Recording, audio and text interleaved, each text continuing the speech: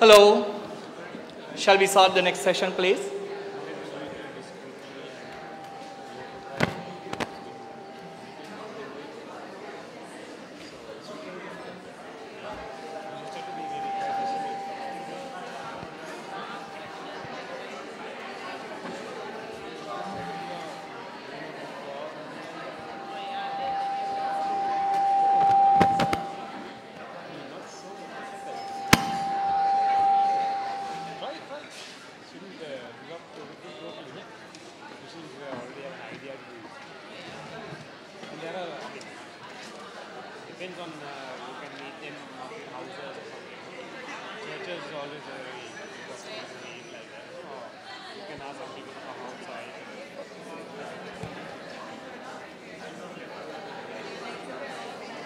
Good afternoon.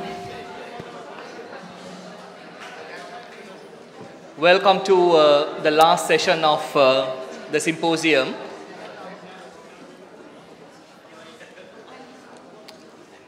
This is called Looking Back to Look Ahead, the last session of our symposium after 2.5 days of deliberations. We have had 2.5 days of presenting papers and deliberations around them, and a total of 41 papers were presented, I'm told. I missed some of them, I must confess. I guess a great deal of insights and ideas were generated. However, the sub-themes were quite vast and expansive. Same goes for the disciplinary backgrounds of presenters and the theoretical frameworks they have used. We could also see the same diversity in the emphasis in the papers. Large majority of papers were, I would say, academically inclined, while the rest focused on policy and practice. As we come closer to the end of the symposium, how do we sum up things that we have been doing the last 2.5 days? It's not an easy task, but we are trying to take that challenge on.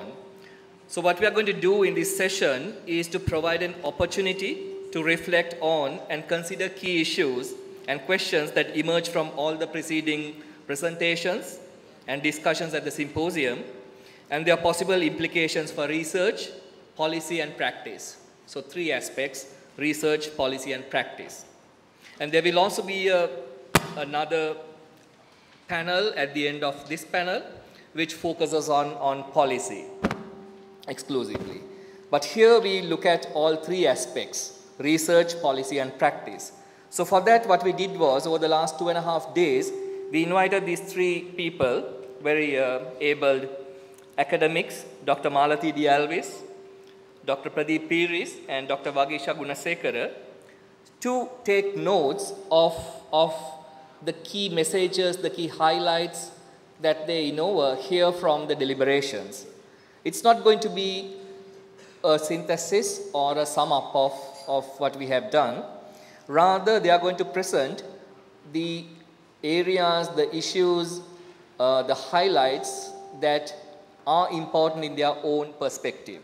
So they are going to provoke us, give us some food for thought, and then the idea is to get your feedback to complete that sort of canvas that they are going to paint.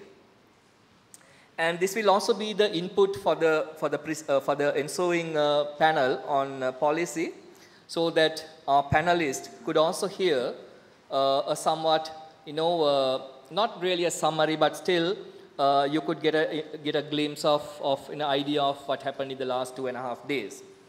So what we are going to do is to ask these 3 people to take 10 minutes each to present, to give you an idea of what they think are the main issues, the highlights, and the key messages from the symposium over the last 2.5 days.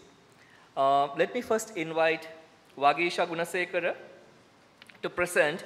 Her approach is slightly broad and macro, so that I would invite her to present her observations first, and then I will go to Pradeep, who is focusing on a particular area, a detail of the symposium deliberations, and then Malathi.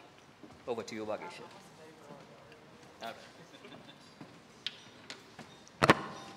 Thank you very much, Udan. Good afternoon, ladies and gentlemen. Where's Vijay?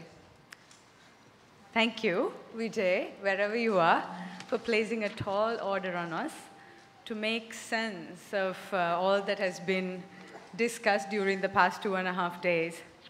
Burning the midnight oil, reading all the papers, paying undivided attention to the presentations during day while consuming endless cups of coffee. It actually made me reminiscent of old university days that I thought I had put behind me. So thank you, Vijay. We'll reciprocate your generosity in due time. What I'd like to do in the next 10 minutes is to share my partial and imperfect reflections on what it is that we have done in the past 2.5 days.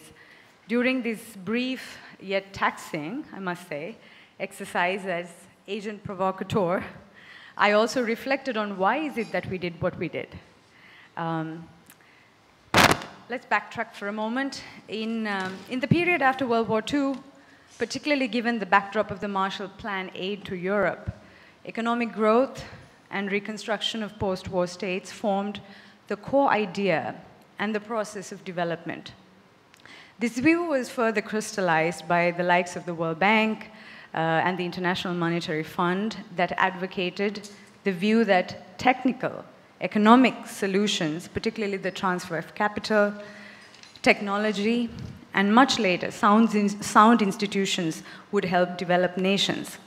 So the prescribed recipe for lasting peace, if you will, as devised by the development industry, was and it still is, a free market economy based on neoliberal criteria and the establishment of a liberal democracy.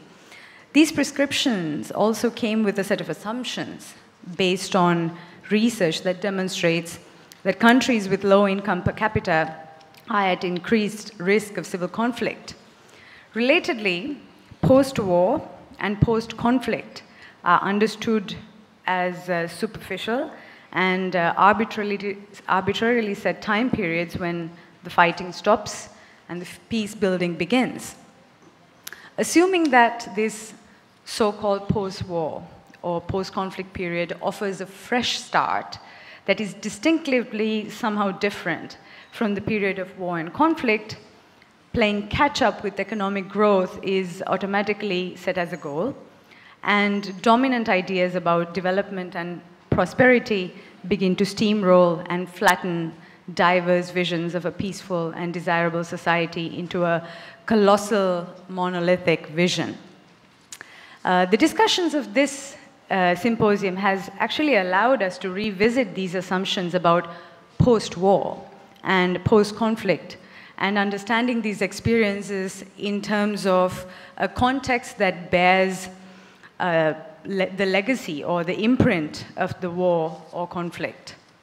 Looking through diverse prisms of post-war reconstruction, securitization, challenges of revitalizing war-torn areas in Sri Lanka and elsewhere, land grabbing in Myanmar, resource utilization in South Sudan, livelihood recovery, and social protection delivery, we have learned not only about the shifts in the relations between institutions and actors, but also about what has remained entrenched and the ways in which path dependence of institutions and actors are carefully and creatively preserved. Some of the presentations had forced us to take off our positivist lenses, perhaps an unsettling experience for some of us, and look at conflict in non-instrumentalist ways, which I think is a very, very healthy exercise that we should do more of. The stimulating debates in the past 2.5 days have also helped us recognize the particular juncture we are at right now, nationally and globally. Kalana Senaratne's presentation yesterday clearly articulated the ways in which Sri Lanka's post-war regime has cleverly framed that the only way forward for most of us here is economic development. He spoke about the rise of the national security state with a development ideology and a docile civil society with little resistance to and perhaps eager to develop. It's certainly the reality, but this should not come as a surprise. This linear understanding of development is what has been indoctrinated into our thinking for most of our lives. And we are at a point where this perspective has been very effectively and creatively fused with not only economics and politics, but with cultures, aspirations, and even our dreams. As for the real and serious issues of autonomy and accountability that was discussed, or the lack thereof, that suffocates us as citizens, again, my reaction is, why are we surprised? Retrospectively speaking, every society that has experienced astonished development outcomes is haunted by an authoritarian past. In post-war Sri Lanka, the Lee Kuan Yew's Singapore is being upheld as a role model.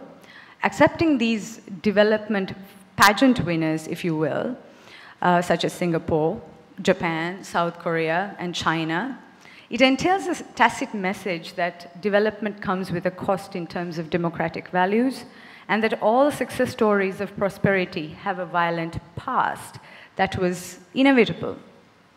Hence, development and post-war development is intrinsically linked to violence.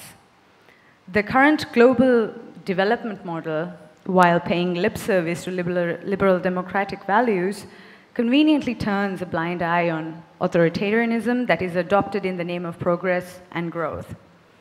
Many presentations gave fascinating accounts of continuities and changes in modes of projecting forms of political power, internationally in relation to geopolitical configurations, and nationally in relation to the structure of state and society, their relations and elites.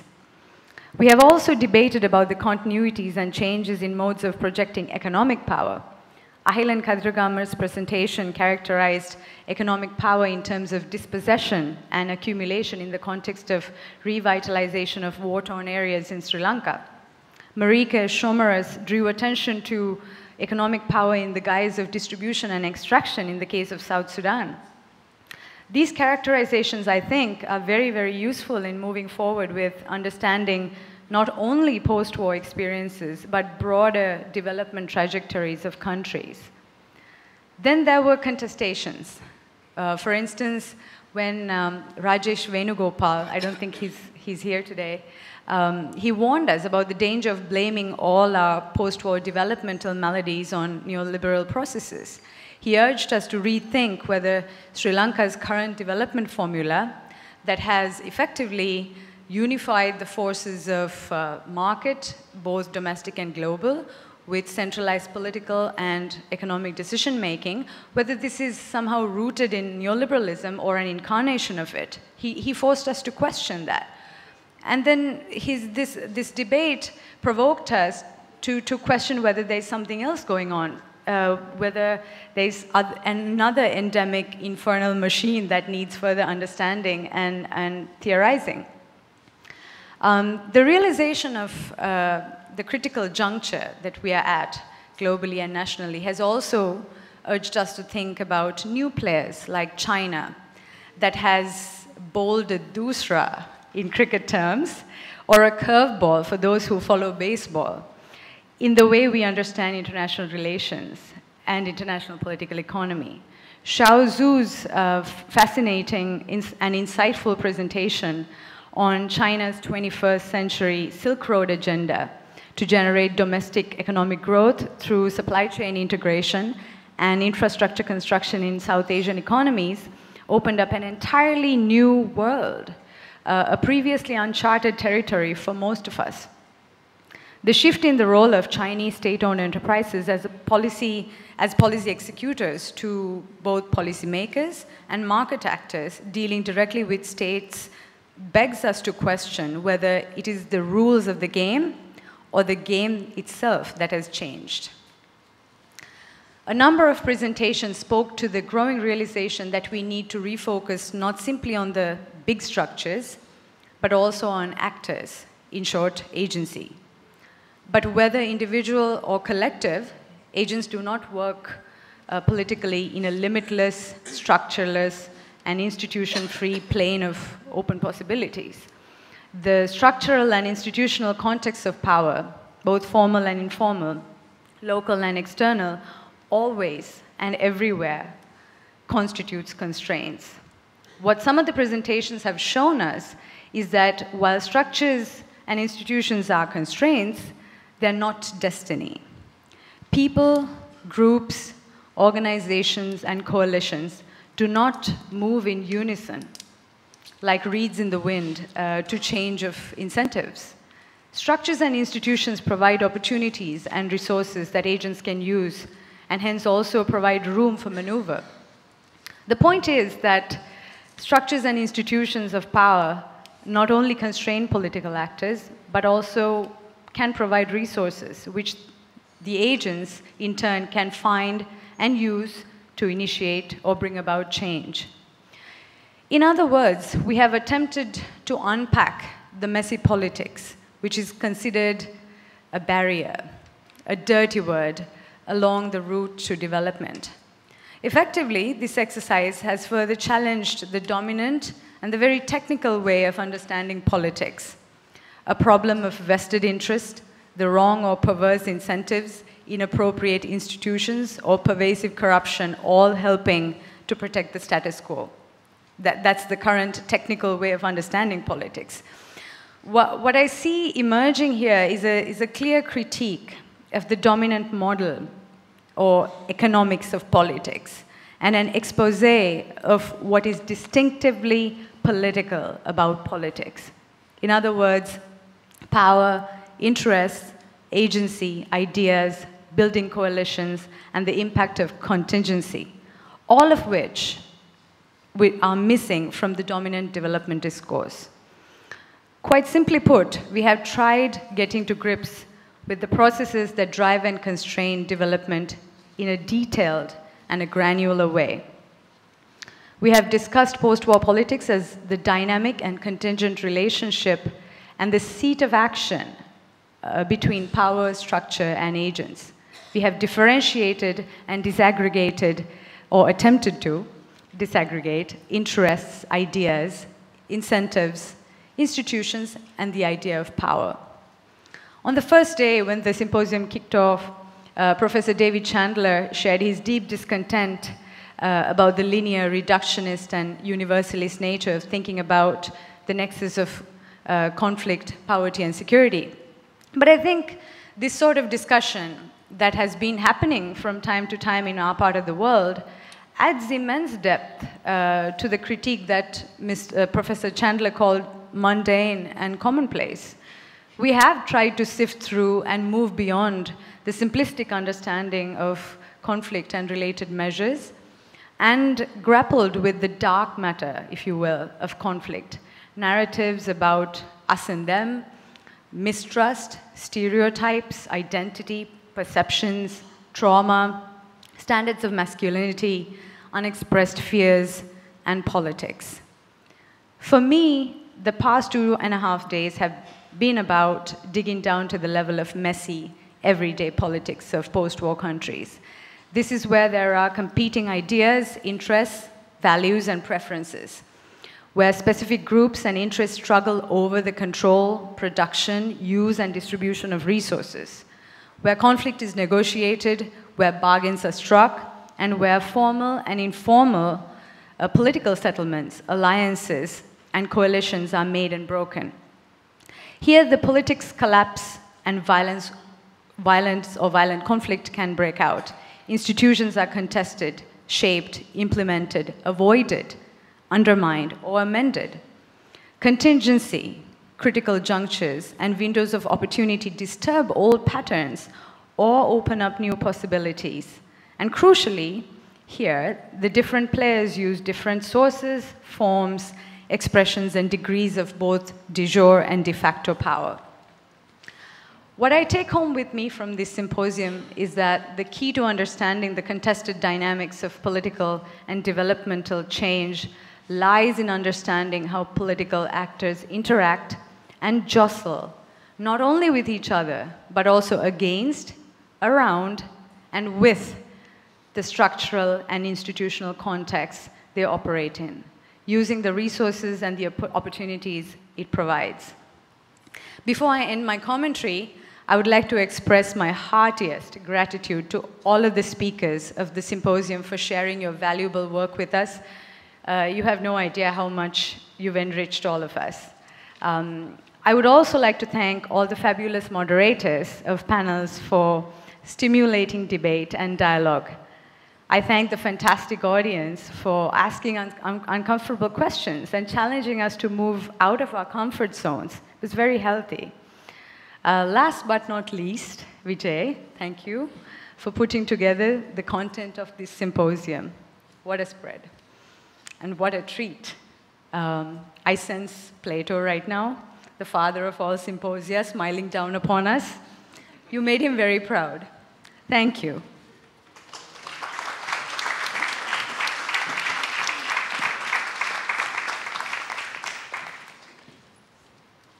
Thanks, Vagisha. That was Vagisha Gunasekera.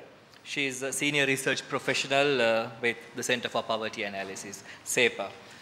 Now let me invite Dr. Malathi Alwis to present her take on the symposium. Malathi is a socio-cultural anthropologist and teaches at the MA program in Women's Studies at the University of Colombo.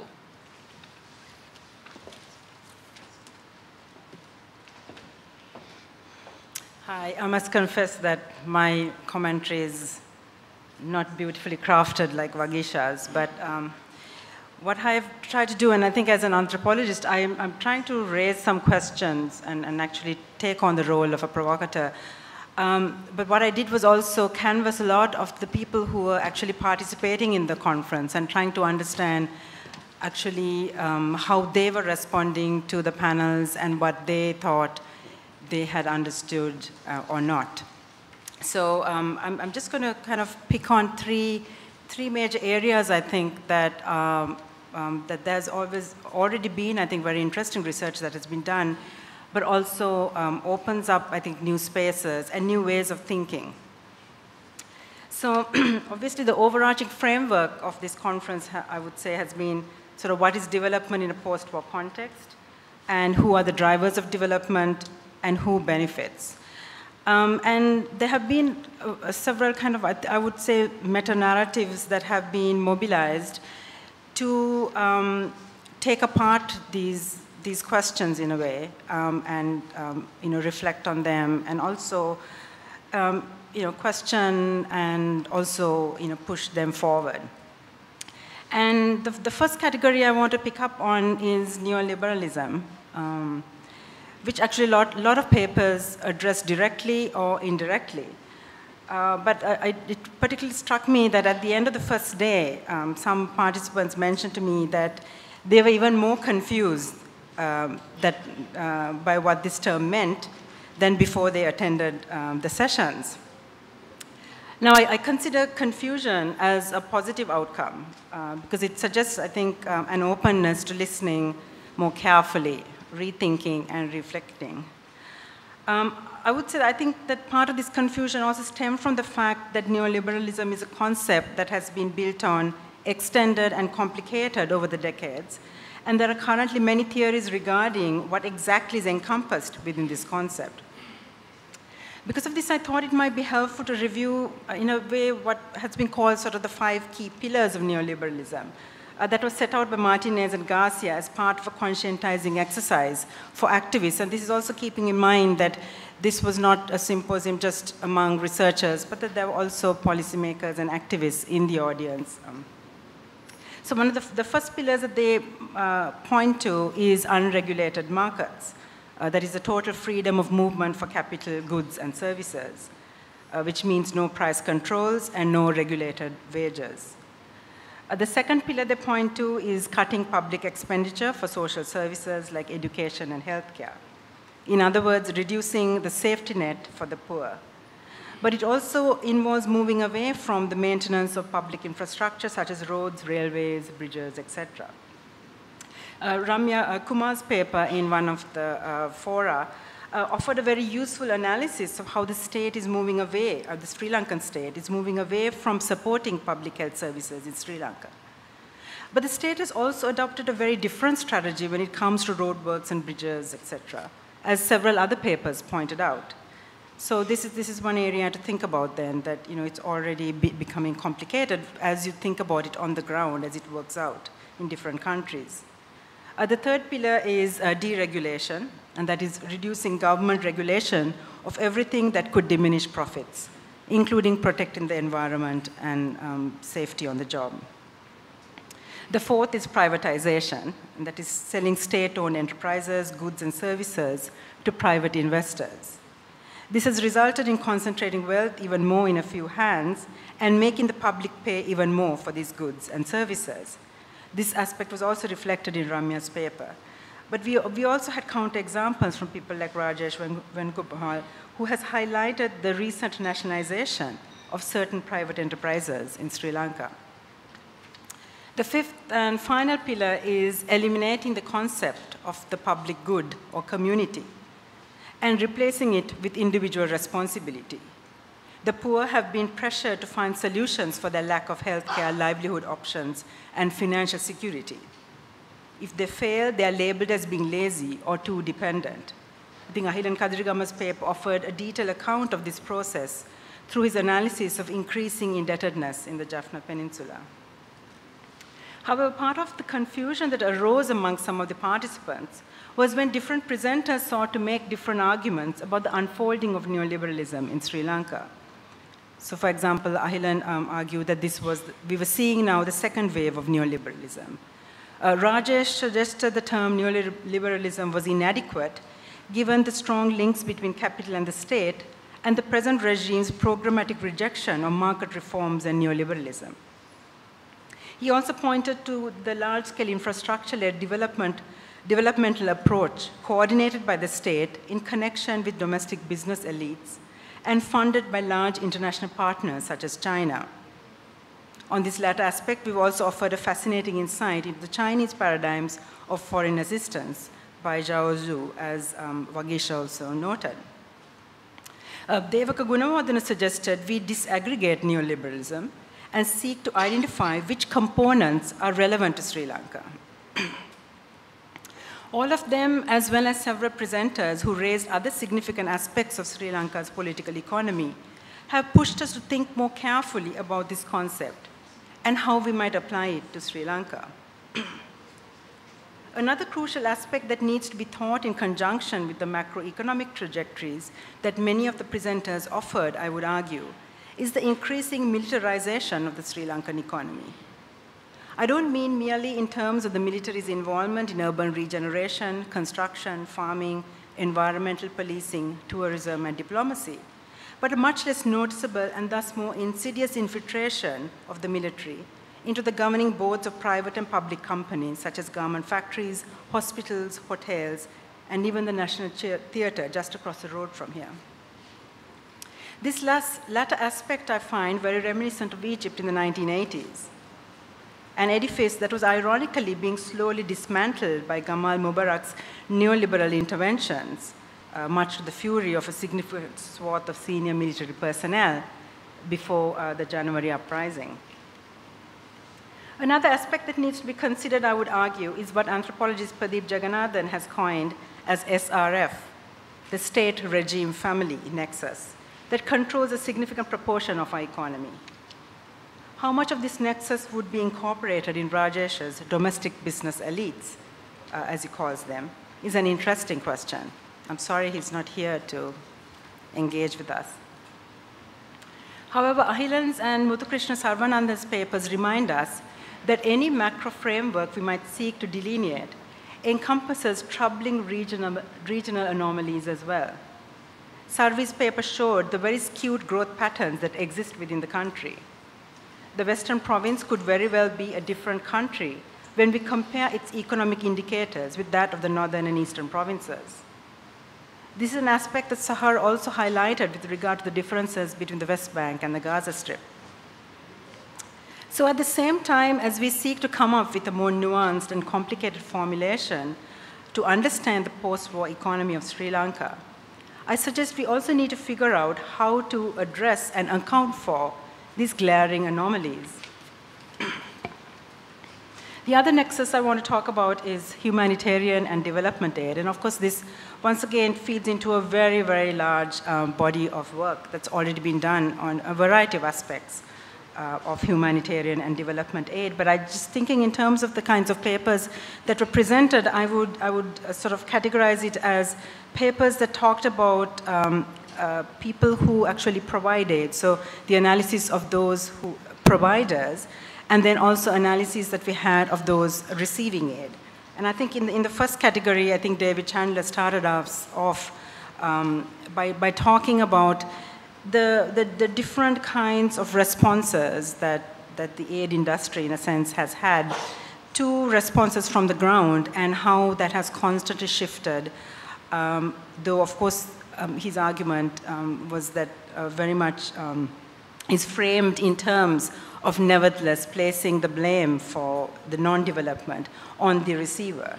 And I think in that context, I think Dolly Kaikon's paper was I think, very illuminating.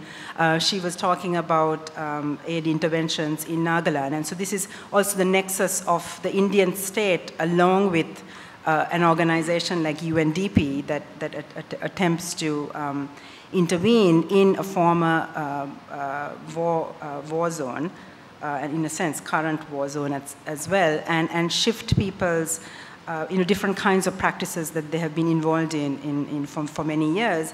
And the point she makes is that when the aid workers turn up, there's nobody there to receive them, to hear them, because they're busy in the fields. But and I think this is something that even I have encountered in my study of aid workers. I remember even last year, and I won't name the aid organization of going around with them. And this was not even about sort of changing a particular sort of age or practice, but this was an attempt to have a theater group go around addressing the issue of domestic violence in people's communities.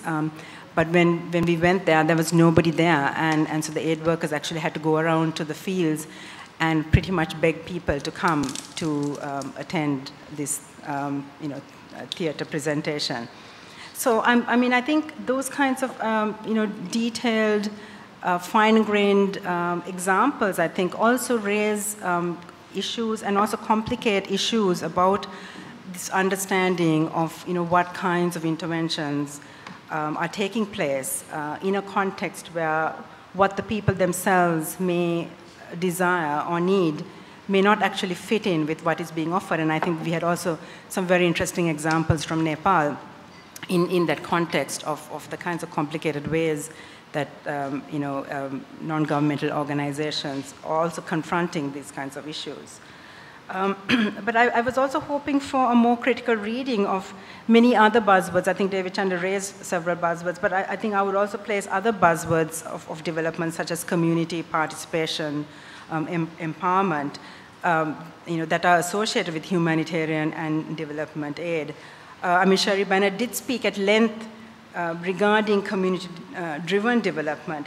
But I think we need to ask a prior question of this kind of community development, and that is, what do we really mean by community? Because I think we often take these kinds of categories, and we assume certain aspects to them. We take them as given in development practice, despite the many disparities that exist within communities, intra and across communities.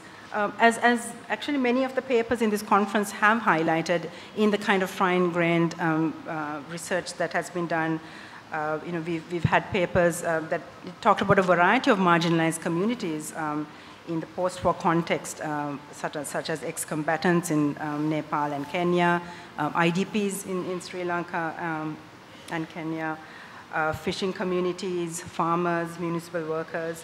And of course, then the disaggregation of these communities, I think, is where we've pushed to address then the disparities that exist. So, how are women or lower caste groups or children or minority ethnicities, what is the conjunction of those in the context of development aid? Even in a context we're thinking that we present it as an intervention within a community. how are these communities really, fractured and fissured in the context of the actual intervention as well as, prior and post-intervention. And in that sense, I think exclusion, discrimination, exploitation seems unavoidable in many of the contexts that were explored in this conference. And it is important to address these disparities head-on, I would say, rather than papering over them as most community interventions seem to seek to do.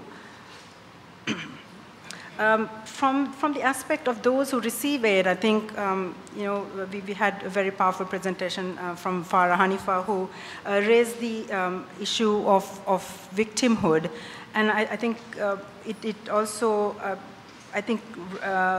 presented for us the particular other kinds of categories that are also mobilized, I think sometimes more affectual categories like victims. And what has happened to this kind of category in a context of the aid environment.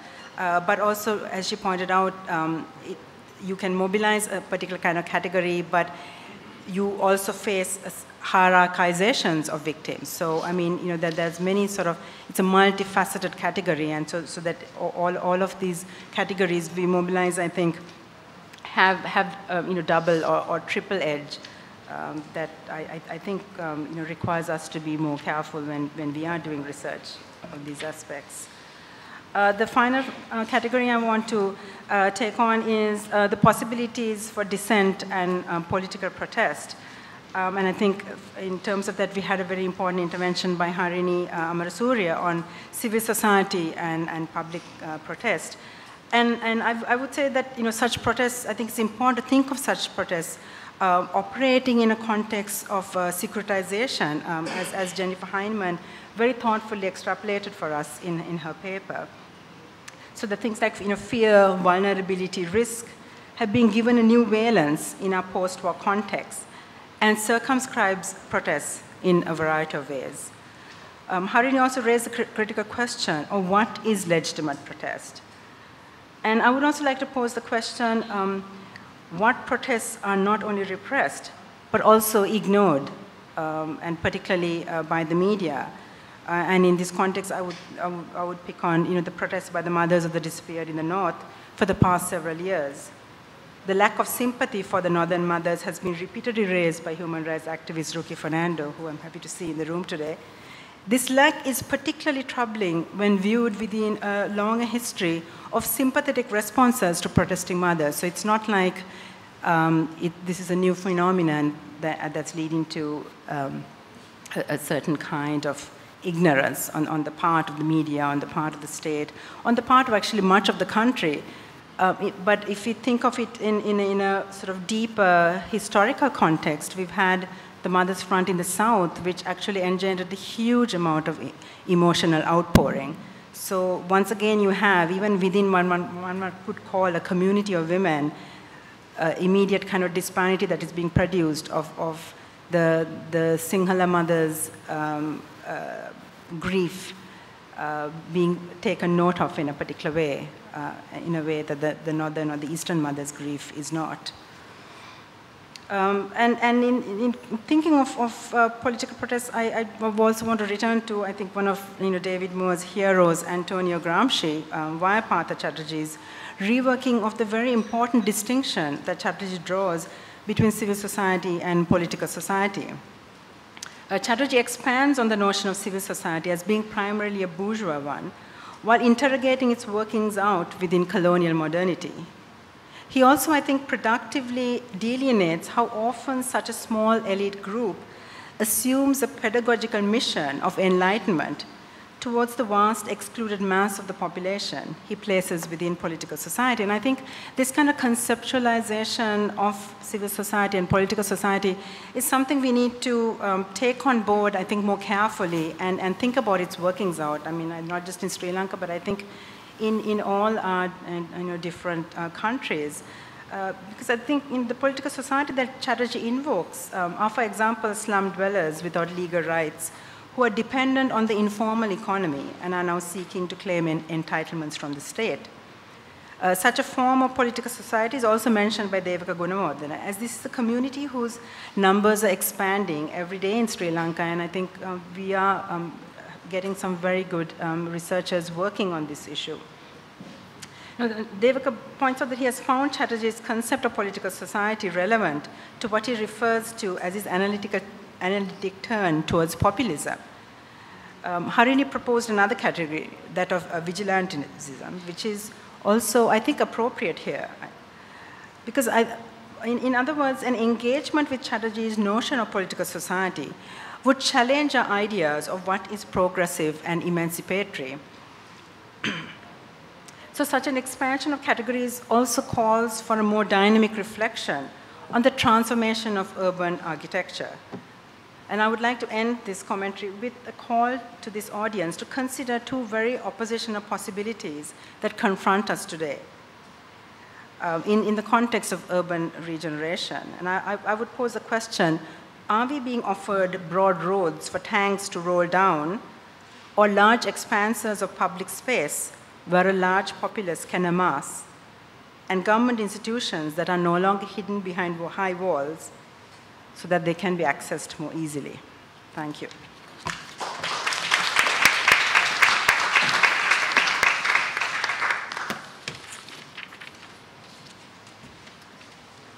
Thank you, Malathi, for that rather comprehensive and somewhat heavy commentary. Hope that was good enough for you to as food for thought. The next, I'll quickly go on to the next presentation rather than allowing you to react. I would allow time for you to react at the end of this presentation, which is going to be done by Pradeep Peiris. Pradeep Peiris is attached to the Social Scientists Association.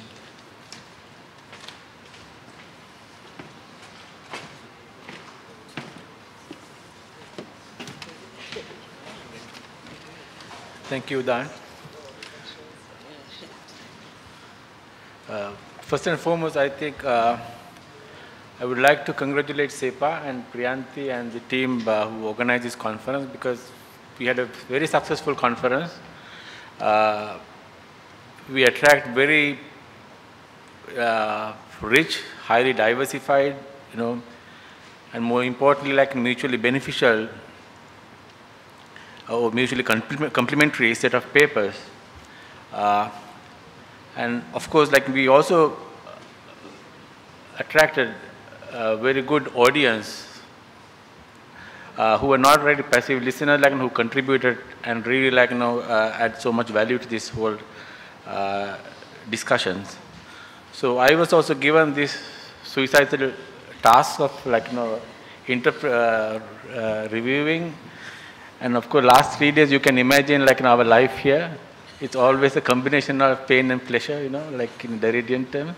So, so you really happy and you really like, enjoying the, all your great presentation. But at the same time, it reminds you like, gives you such a pain, like, how you're going to say something about them. Because it's so great. So I am not trying to like, review or trying to do any, I don't think I can do justice to your presentation. It was truly a fabulous set of presentation as well as interaction. And trying to like, put them into a kind of a 10 minutes review, it's like putting an elephant into a kind of 2x2 box, So what I thought was, just dwell on like two issues which are based on like my discipline and my training. I will look at some of the methodological richness in our discussions, and this is more than a critique, it's about the kind of a celebration, and then I will spend a little bit time on what I felt like, what was missing in my own eyes, which is to say that that doesn't need to be like, we can generalize or you all need to take it so seriously, so I'm warning you. So as far as the methodology is concerned, I come from a particular school of thoughts where the methodological plurality is something that's very important for researchers. And I believe that like, for you to really like, comprehend this complex, so contradictory world, you need to really like transcend from this, some of the dogmatic dichotomies like, structure agency, macro, micro, or the part versus whole, like, you name it. Like, so this conference is such a nice example where we brought, like, such a great set of researchers from various parts of the world, at least 2 continents within and outside of the 2 continents, Africa and Asia, who presented papers based on multiple methodologies. Some started from the whole, like 1500 Bacon's, the positivism to, like, and up to the more of a post-positivist, some postmodernist work in terms of interrogating the post-war conflict or post-war development. And at the same time, we also should recognize, and we also really, like, privileged to listen to the papers and listen to the ideas that people have brought it from various disciplines. It's so interesting, and to hear that, you have papers from architecture to taxation to, broad theme like political economy, and dwelling on one theme, post-war development. So this has basically enriched our understanding. It has given us many ways to, like, interrogate this whole important concept or the question that post-war development. And of course, like, we have seen that papers, I'm not going to name each paper to recognize them with the different methodologies, but it's, what I'm trying to say is the importance of, like, bringing the multiple or the pluralist approach, not in terms of methodology, but also discipline, to interrogate this timely important, but the complicated issue. And we have seen, this simple method like, the case studies to big surveys, narrative analysis, even using some of the standard approaches like institutional approaches, like in interrogating our life experience or, everyday life in our society.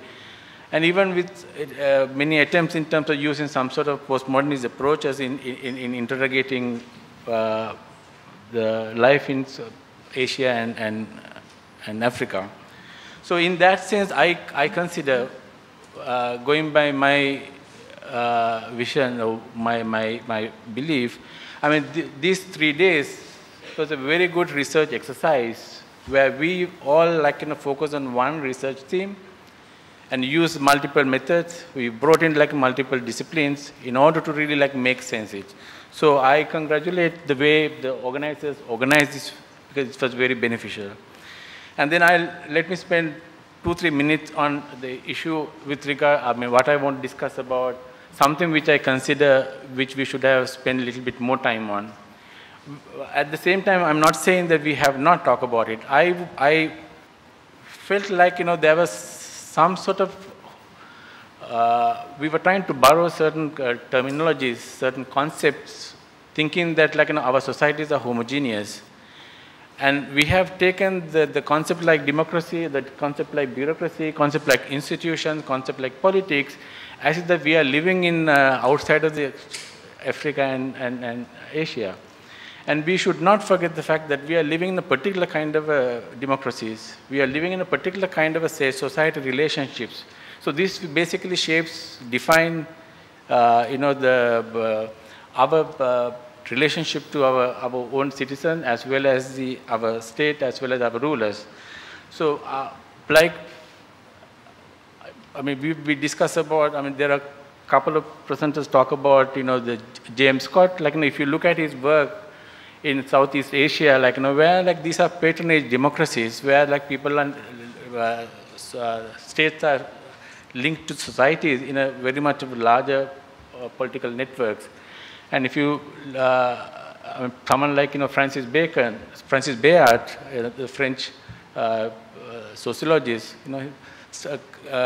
researching maybe 17 countries in Africa, where he wrote this book called Politics of Belly, where he basically came up with this whole concept. Our countries, we are very much linked in networks, political networks. These are the networks where rulers distribute patronage to their voters or to their citizens in expectation of vote. And these are the networks through which the citizen will have to deal with their politician or their leaders. This defines the party-voter relationship, this defines the institution-citizen relationships. So this is kind of a reality, but I don't say that we have not really our papers not really recognize this. There are papers Aisha's work and Jennifer's work. I can see that the whole patronage politics is recognized. But I felt that we would have really spent a little bit more time on that, because in this kind of a concept, in this kind of a state, where the concepts, the terminology get different meaning. I mean, for example, as Sujit Kabiraj says, where the state's bureaucracy, the institution, those things don't get the same meaning as what it's there in the Western discourses, because the way we organize ourselves. So I think in order to really interrogate this, the post-war development in our part of the world, even Africa and Asia, we also should really pay attention to this whole patronage network and the way that the state society is organized. In addition to that, I think one must also understand why this particular conference got so came up so well. This conference is happening in a particular juncture of Sri Lankan politics. So we all were had a major desire to discuss and understand what is happening in this post-war development. So this conference and your rich papers has really contributed to that. At the same time, lastly, I want to really bring another point which I think that we should have dealt a little bit more. And we are not living in the same old world order anymore. We are living in a juncture where the world order is passing from one superpower to another superpower. I'm not saying that this will happen tomorrow, day after tomorrow, but you can see that there are lots of dynamics has changed. And there were papers presented here, how, I'm talking about the emerging China and how it has defined, reshaped the politics and our development in this part of the world. And it has given a new rationale. It has, something that we considered to be irrational, now it has become a bit rational now. I mean, for example, during one of the presentation, we heard that, where Sri Lankan government decided to go to China, despite the fact that, we were getting very unfavorable, conditions. So these are, in a common sense, we might consider this as a kind of very irrational, very, simply put it stupid. But, it gives new rationale in this kind of a emerging new world order. So with that, I would like to end my small presentation, and I would like to thank everyone. It was really, it was a great pleasure to be with you all and listen to your presentation. I'm sure that the CEPA will take the initiative to publish some of the papers, right? And I think this is also a very good attempt, and we should continue similar attempts in order to really interrogate and engage with the current post-war development phase. I mean, this is what we can do, because we might not have quick fix, even though some people feel that we can't really change it tomorrow. But I guess we might not be able to change it tomorrow, but one day it will change. But what we could do is to engage with it. I think this is a very good example where how you can do that. So thank you so much for your attention. Thanks.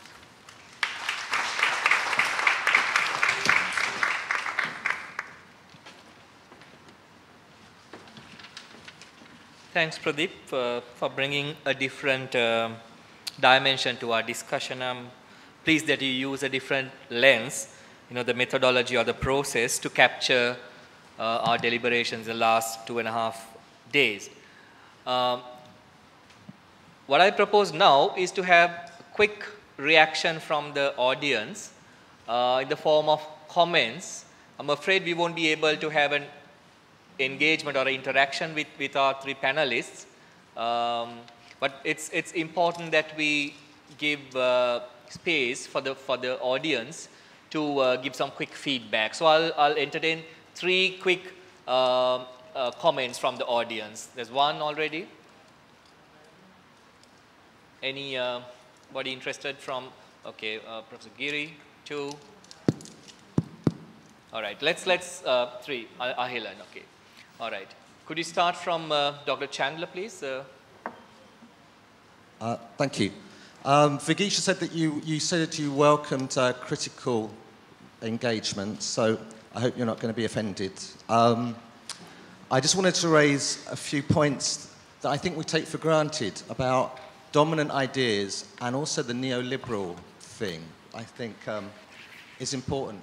And the first point was there's a consensus that the dominant idea is this Western-led development. I just want to suggest that if you read any policy document in the last 20 years, it seems to say that that's not actually what we're doing. And even if you look at the most classic democracy, everyone says that's really dangerous.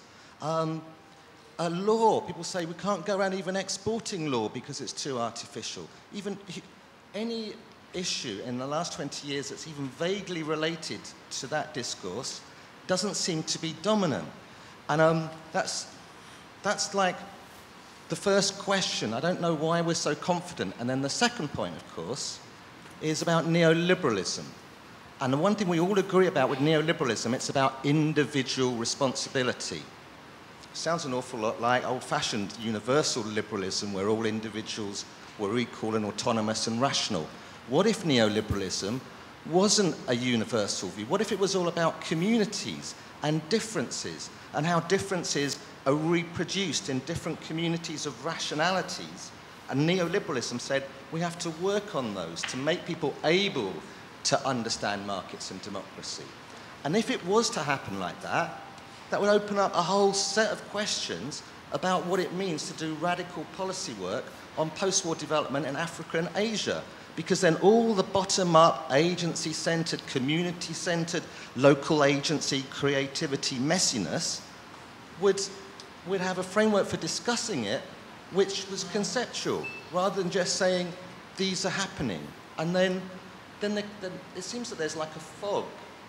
Even though we want to be empirical and engage with the messiness, without a conceptual framework, I just think it's a very difficult, problematic to actually have a broader discussion to draw out and go forwards. That's all. Thank you. Thank you, all the 3 of you, for this very insightful set of issues. Malathi mentioned about victimhood. And that also brings us to the challenge of suffering and also the need to focus much more on reconciliation.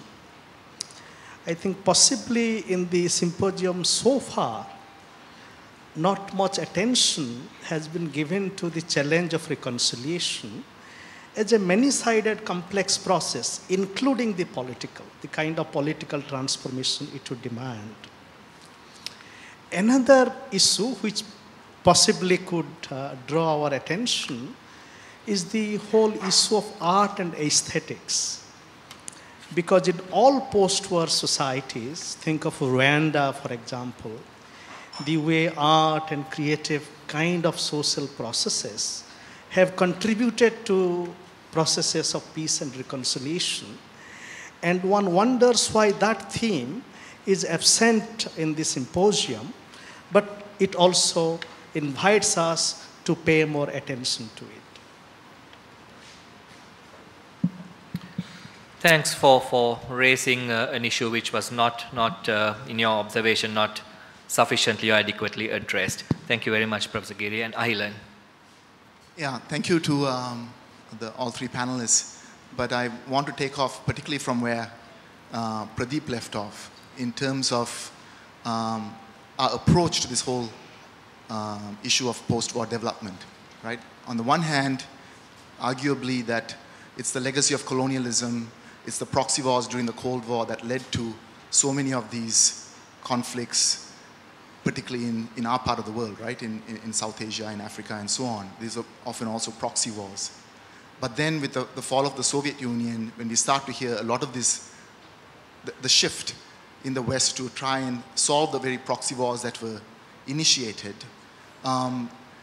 we also then ended up having to appeal again to the West. As we do in Sri Lanka, we go to the donors, we go to the UN agencies, we live in some sections, even think of responsibility to protect these kinds of new mechanisms as ways of solving them.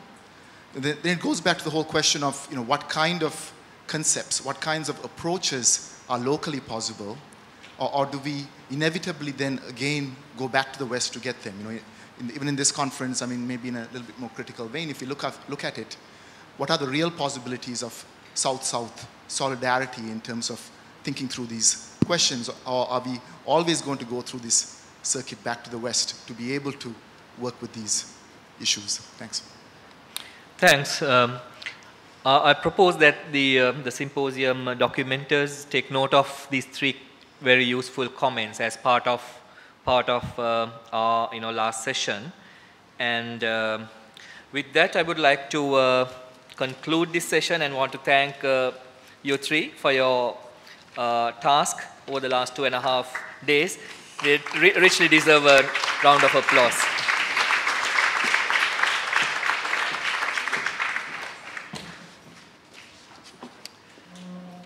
We move on to the next part of our panel, which is, and meantime my colleagues are expanding the possibility of accommodating more voices.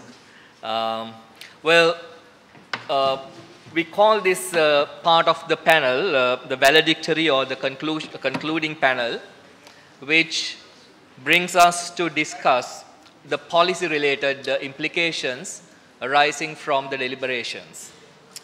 So the theme of this panel is Redefining Development Policy Horizons in Post-War Sri Lanka. The objective is to facilitate a wide-ranging exchange and engagement with a panel of representatives of the governmental, intergovernmental, corporate or private and civil society sectors concerning post-war development policy changes in Sri Lanka. So the emphasis clearly in this panel is policy, whereas our preceding panel was focusing on all three aspects of research, practice and policy. But we focus our discussion to policy here. And it will take the form of a moderated question and answer session, so there won't be long presentations like we did before, with each other panelist being invited to reflect on or respond to specific points and questions posed by the moderator, which is me, so you have to bear with me for the next session as well. The panel strive to build on the key issues highlighted by the previous panel. And in addition, I will invite the delegates to the symposium to pose questions to the panel. So you'll have your chance of raising questions, making comments, and engage with our panelists. And we are privileged to have a panel of eminent personalities representing the leadership of different sectors and institutions, such as state, private sector, multilateral, and civil society agencies. So our panel this afternoon comprises Malkanthi Wickramasinghe. She is the Secretary to the Ministry of National Languages and Social Integration, the Government of Sri Lanka. Francoise Clottes, Country Director for Sri Lanka and the Maldives, the World Bank. Subinay Nandy, the Resident Coordinator of the United Nations and the Resident Representatives of the United Nations Development Programme, UNDP, in Sri Lanka. Representing the civil society is Shanthi Sachithanandam. She is the Director of Viluthu, Center for Human Resource Development. Mr. Suresh Shah is the Chairperson of the Ceylon Chamber of Commerce, and he is representing the corporate or the private sector. So thank you very much, ladies and gentlemen, for agreeing to take part in this panel and taking time off from your busy schedules. and good to have you in this panel. I would kindly invite you to occupy a seat which is assigned to you in the stage.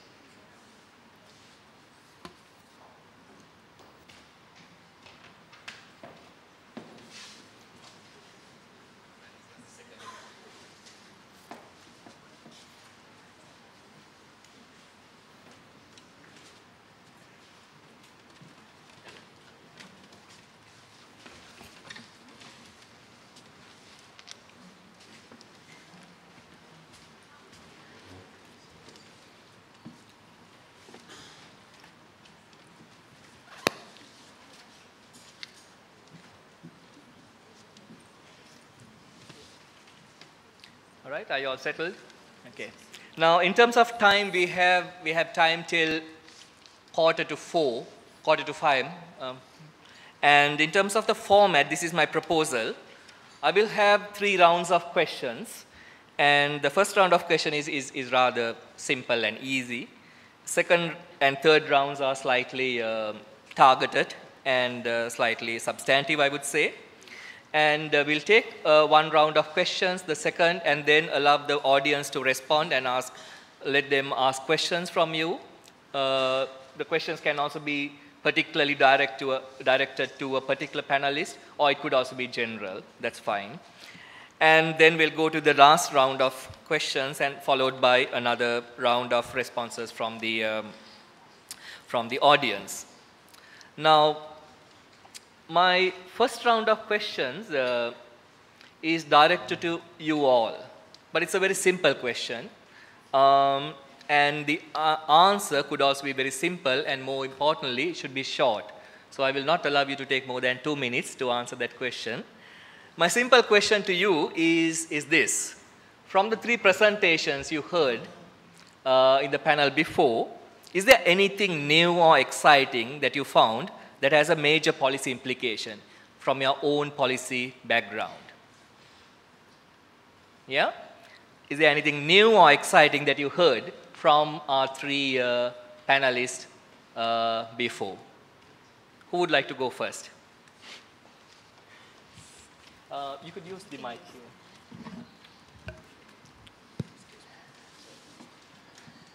I think, first of all, I must thank Center for Policy Analysis for inviting me to be in this panel.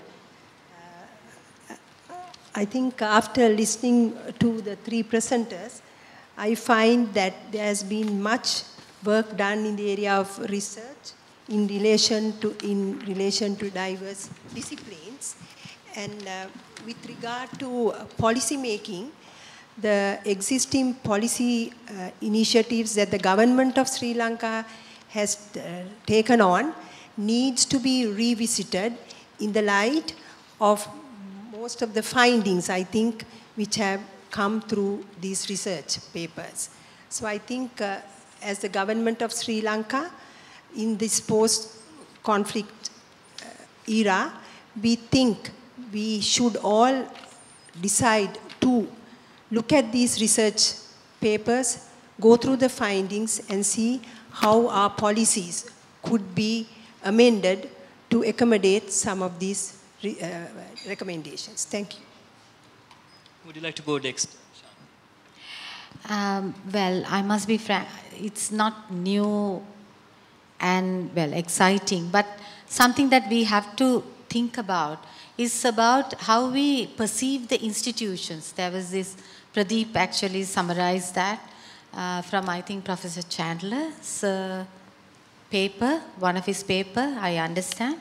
And it's about, you know, the linkages, the patronage linkages, and how institutions are really formed in our part of the world, in Asia and Africa.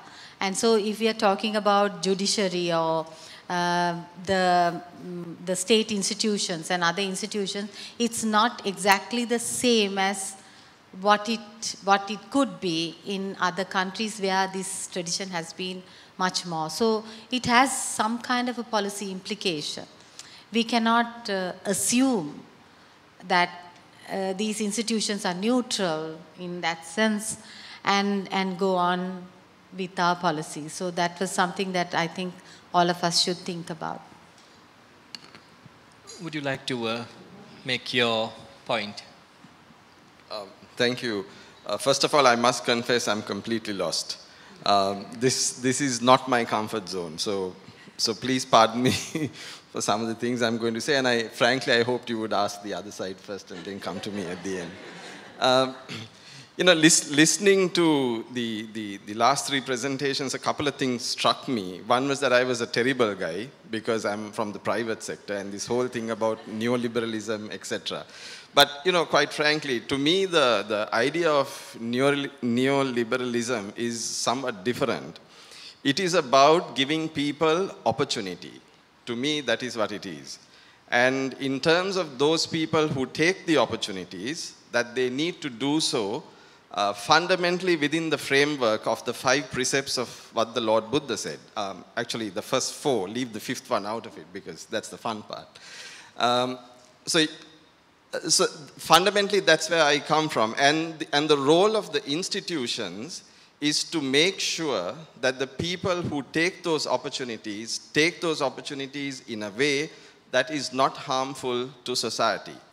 So that's the role then of the regulators. So, you know, there was this concept that the private sector or the neoliberalists do not want government to invest in healthcare and education, and I must tell you that's not true at all. We believe very strongly from the private sector that education is a fundamental requirement, it's a key. A healthy workforce, a healthy society is fundamental. So I do believe very strongly, and I can assure you that a number of people within the private sector will back me up when we say this, that we believe that particularly in Sri Lanka, that we need to invest far more than what we are doing in education and in healthcare. So those are my, you know, first initial thoughts. Let me listen to what everyone else also has to say. Thank you. Yeah, for sure we have provoked our, you know, panelists. You know, I'm looking forward to a much more, you know, engaged discussion. Thanks, Mr. Shah.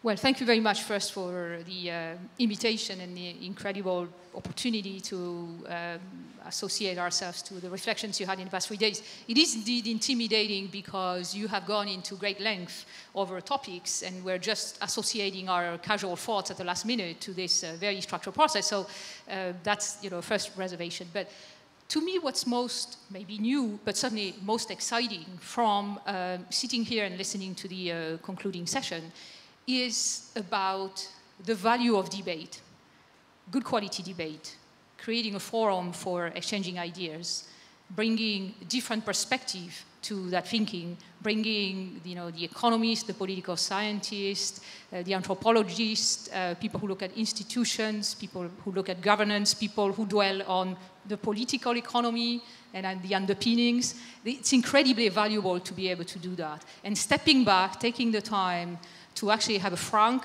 and it gives every evidence of having been frank, conversation around those issues, of bringing the conceptual framework, of bringing the rigor of exposing yourself to contestability, exposing yourself to contradiction, discussing.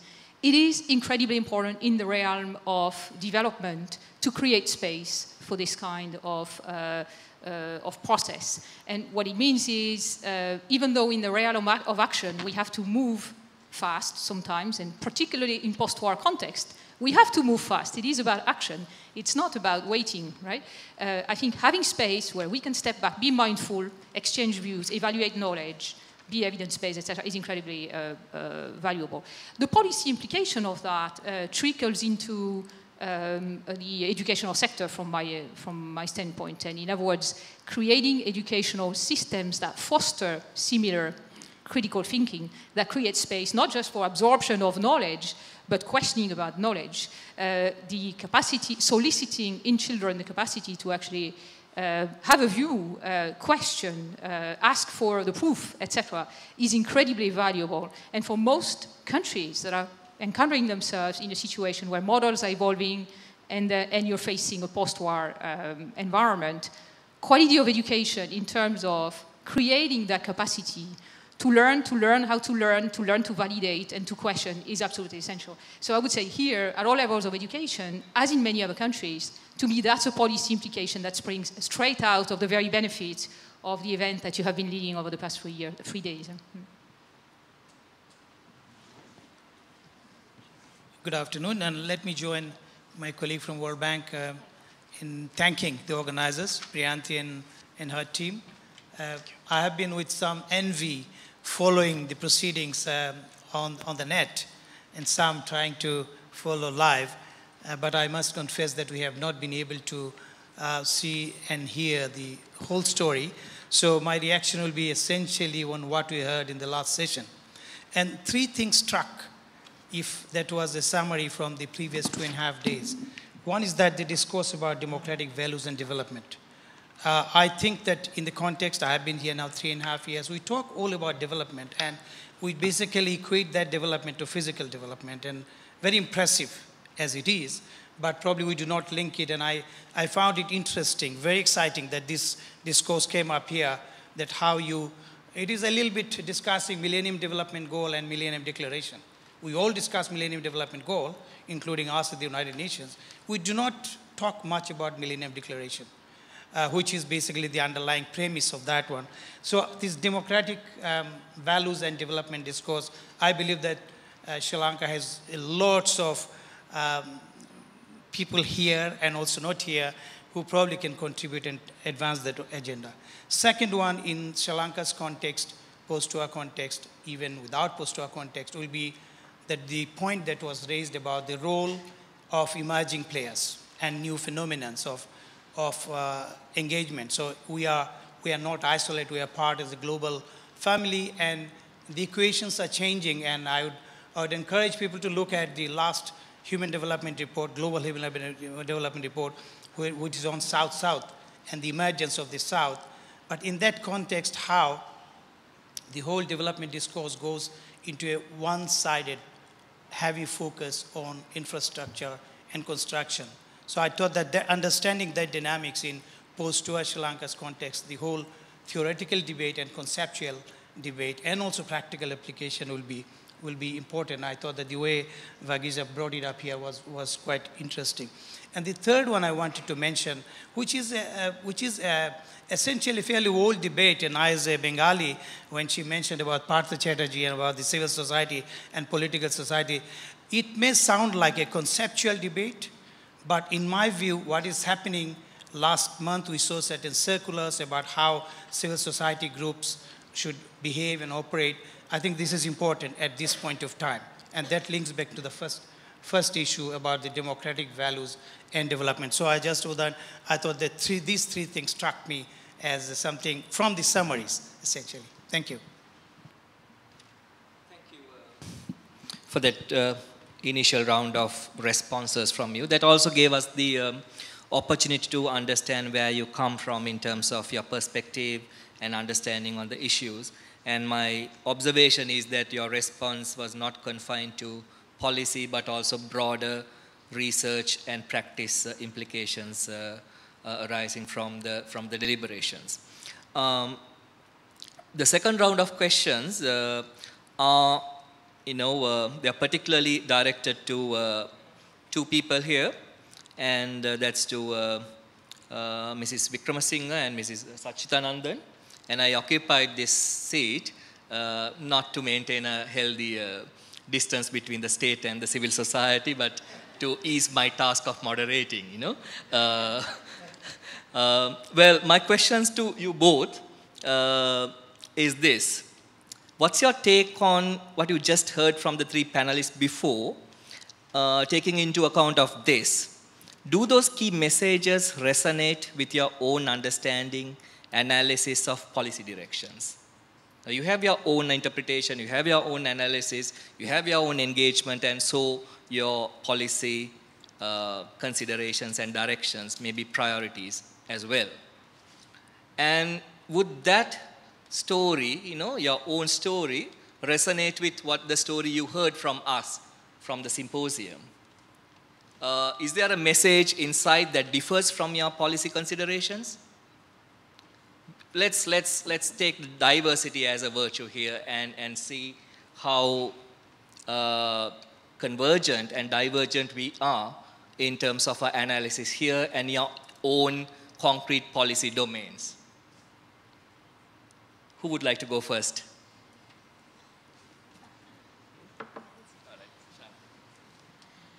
It's such a complicated question. So there is so much reluctance amongst us to take it first. But yes, what is the relevance of what we heard before? The first one I would like to mention was from Vagisha's presentation. In the post-war recovery, it's about power structure and agency. This is a very important aspect of post-war recovery, and we rarely discuss that. How I came across this concept, like face-to-face, of course we face this in our everyday work, but when I interviewed some people who had attempted to cross the waters to Australia, it's a very tedious, I don't know how many of you know what it involves, at least 2 weeks in a very crowded ship with very minimal water, no food, in hot sun and really cold weather. You have to cross treacherous waters, and it's really risky. It's a scary, adventure. But ordinary people, pregnant women, took this risk. I wanted to know what made them do this. I mean, if we really hear of it, we wouldn't dare step into that boat. If you really see the situation, the condition of the boat also. Very rickety old ships that are bought from private little companies. What really came across from all those participants was that there was no hope in this country. They didn't have trust in this system. And most of the people that I interviewed were Tamils. And so they said, we will always be losers here. We'll never have an opportunity to prosper. And therefore, that boat voyage was much more desirable than staying on in this country. And we were trying to look at post-war recovery and development for these people, these communities who thought like that. And so what was it? They didn't have agency. They thought they didn't have any linkages to political power and patronage, which is the backbone of the functions of all the institutions in our country. And so they have no future. They didn't trust, and so they went. So how do you make people participate in such a developmental process? So, as far as now, okay, this whole panel discussion is on policy. So where should post-war recovery start? From empowering the communities, looking at political solutions, and, bringing trust and confidence amongst the people that they can really benefit from the system. So that was, one thing that I can elaborate if there are more questions. Then the other one was from Malathi's presentation about what is a community, which is very, very true, very relevant, which is something that, people like us, we've learned through years and years of work at the grassroots. Now we always have what we call the community centers. These are, technically speaking, organizations that represent a group of people living in a particular Grama Niladhari division. And it comes under the local authority. That's how the administration looks at community centers. But if you go to Jaffna, it has a different connotation. Each community center represents a caste group. So when they say Samuham in Tamil, which translates literally as a community, but in Jaffna it denotes caste. So they don't say Sadi, which is caste, but they say Samuha Nilayam, Sana Samuha Nilayam. So there I saw people organizing themselves in fluid groups. And these communities are formed according to interests, their particular location, situation, and status in the society. It continuously changes, it's interchangeable. And in one situation, they are empowered, they are the power holders, but in another situation, that same community becomes the marginalized or the disempowered group. So how do you really formulate development projects and policies in order to serve these communities? So another example I will have is the Northeast Housing Reconstruction Program that was supported by the World Bank and implemented by the government. And for that, I was called in as a consultant for the social safeguard framework. So then we went and we are looking at communities.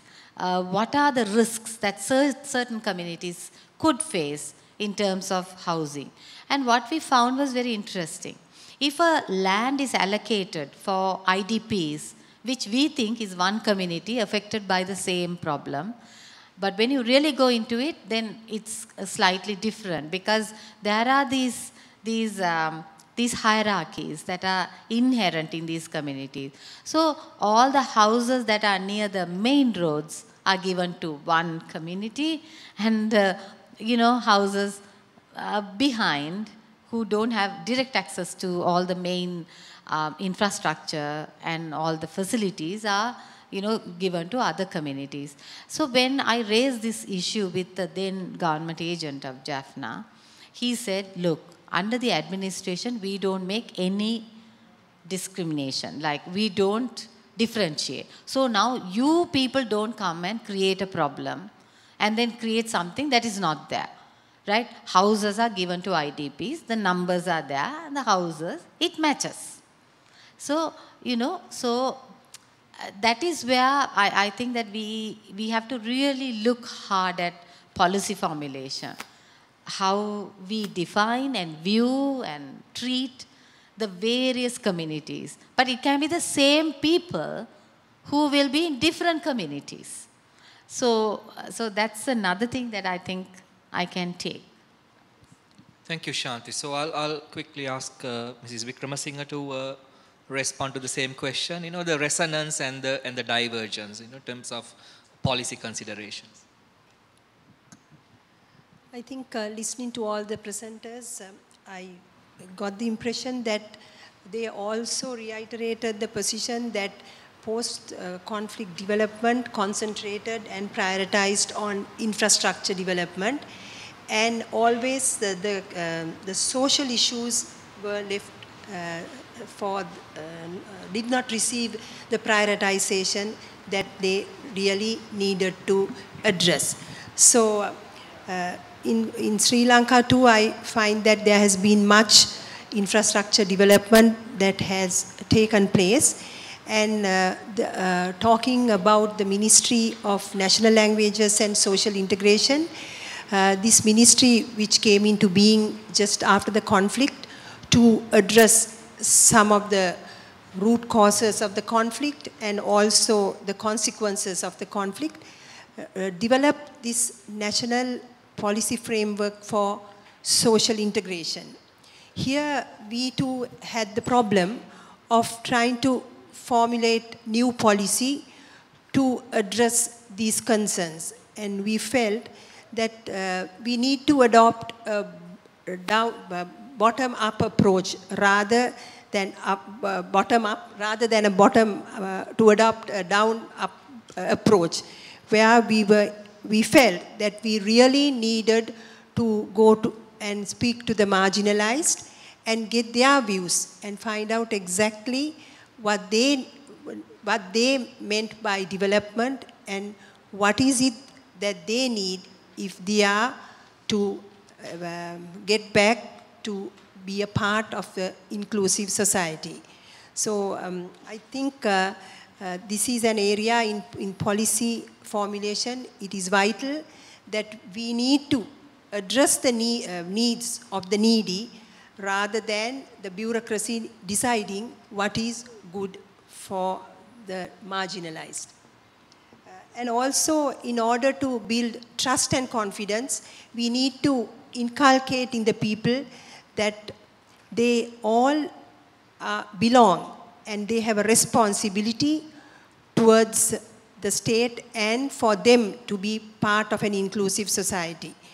The duty bearers need to be accountable to the decisions that they make, and the claim holders need to be empowered to be able to take part in discussions, expressing their views, and there need to be forums for them to be engaged in that kind of policy formulation.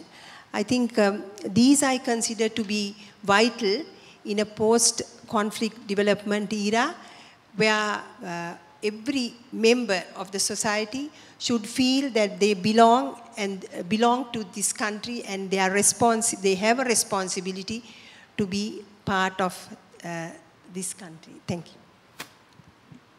Thank you, Mrs. Wickramasinghe. I think Shanthi brought in the the concerns of trust and confidence building in a context where people feel hopeless. And then she was also paying attention on the notion of community as it is practiced in reality.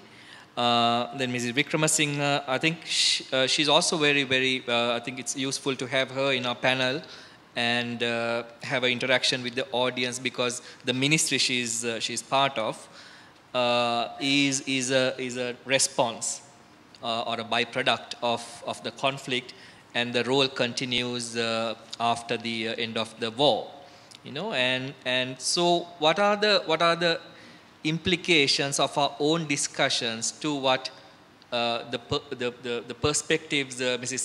Sachithanandam brought in, more happening in the Northeast at the community level, and Mrs. Wickramasinghe's observations or claim on what's happening at the ministerial level. So what are your questions? I'll love few questions from the audience, so that these ladies could respond to your question, or it could also be general questions. Would you like to, who would like to ask some questions?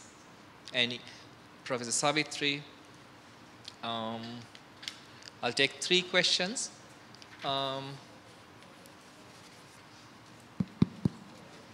Yeah, the lady over there. All right, okay, let's start with Professor Savitri Gunasekera. Thank you very much. I think the summaries by Vagisha and by Malathi, I wasn't at all the session, but brought to the fore some critical issues, which is the link between power, politics, and agency and development. That is core, and how does it play out? And Shanthi also reiterated this issue of community. You talk of community-based development, but that definition of community, does that not also raise issues of power and politics as to what is a community? So this romanticization of the community as community-based development may not necessarily play out in terms of the real forces that are marginalizing people within that. And therefore, I think it's very relevant, the 2 issues raised by Mr. Nandy as well as the representative of the World Bank, the need for the ideology, an ideology of development, and he referred to democracy, and there was a reference to open space, information, freedom of speech and expression. Again, core, if you're going to talk in terms of that linkage. Now, Malkanthi responded by, and I'm very happy to hear that, where she said she takes back with her all the rich information that was provided here, and she does see that there is space for using that. She's an experienced public servant, into the system. I want to raise a question that Aisha raised, and I think in a sense Shanthi disagreed with. She said that in our African and Asian context, we have too much patronage and few institutions. And yet when you look at India or you look at our own country, we have had institutions which were functional.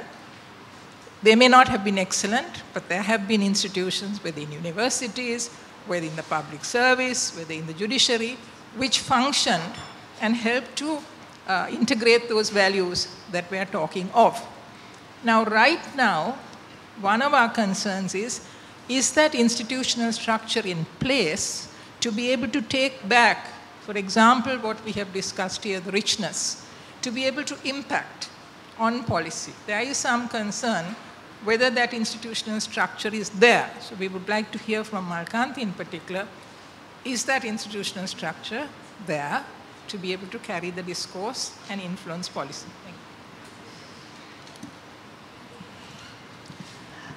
you.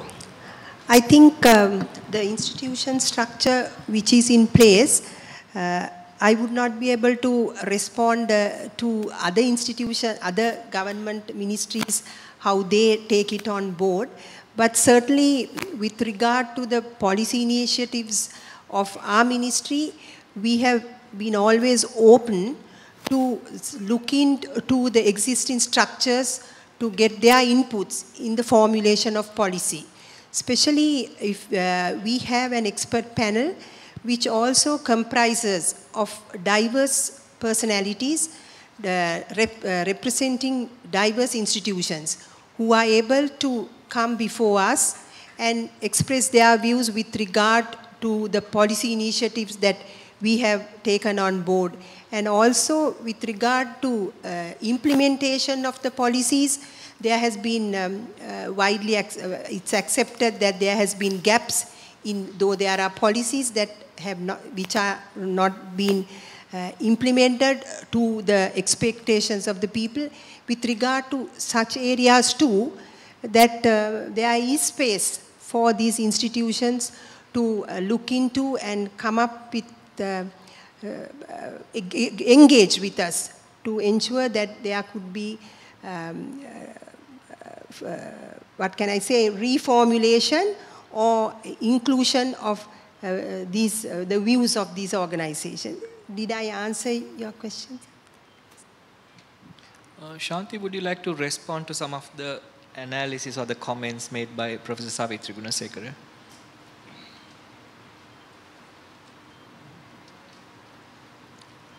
Well, you know, some of these are very, this is a very sensitive issue.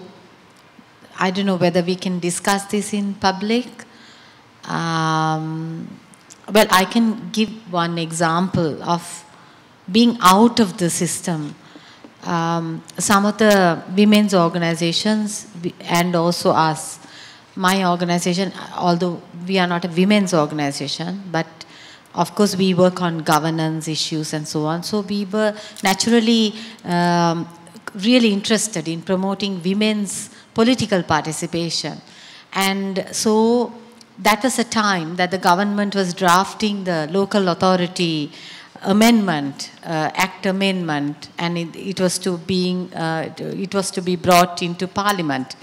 And so we had formed a national committee of women who were already in politics, and we were lobbying the minister. I think that time it was Minister Dinesh Gunawardena who was the chair of the drafting committee, and we were organizing. So there was this particular activist, she was really very enthusiastic about it.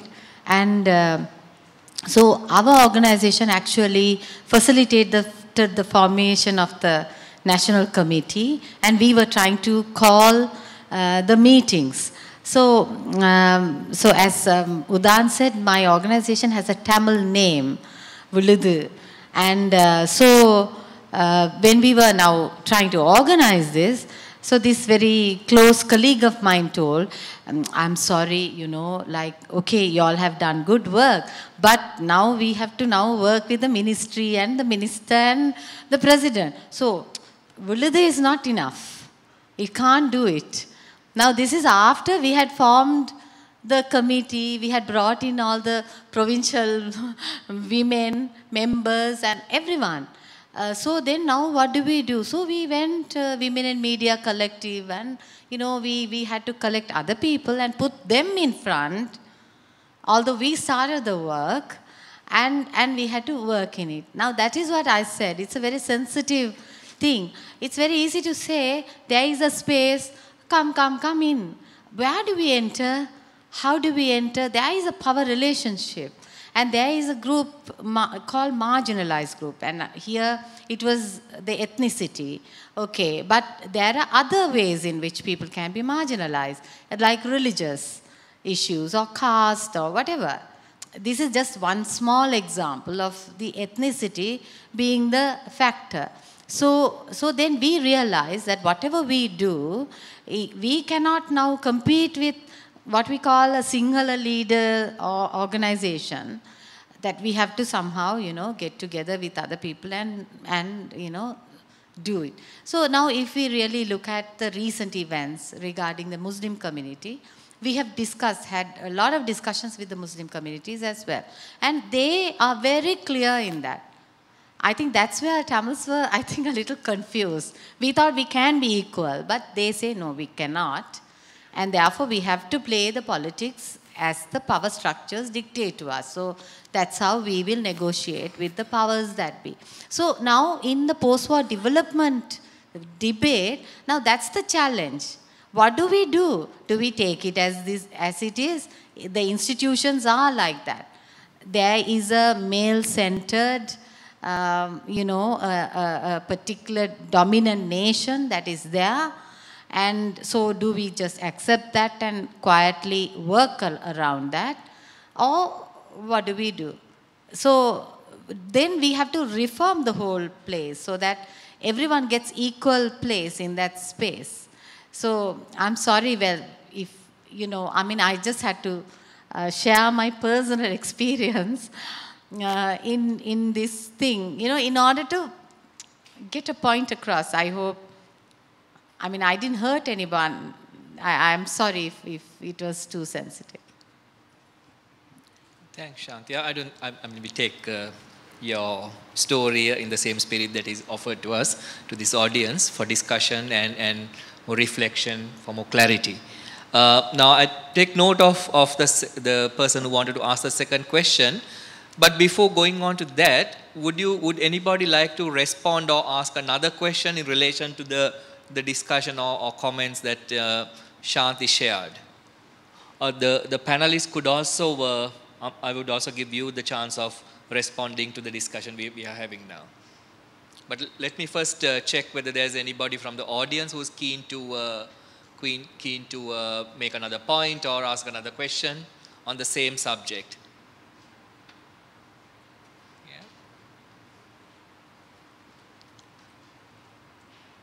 All right, then I would ask the person wanted to ask the second question. Yeah, over to you.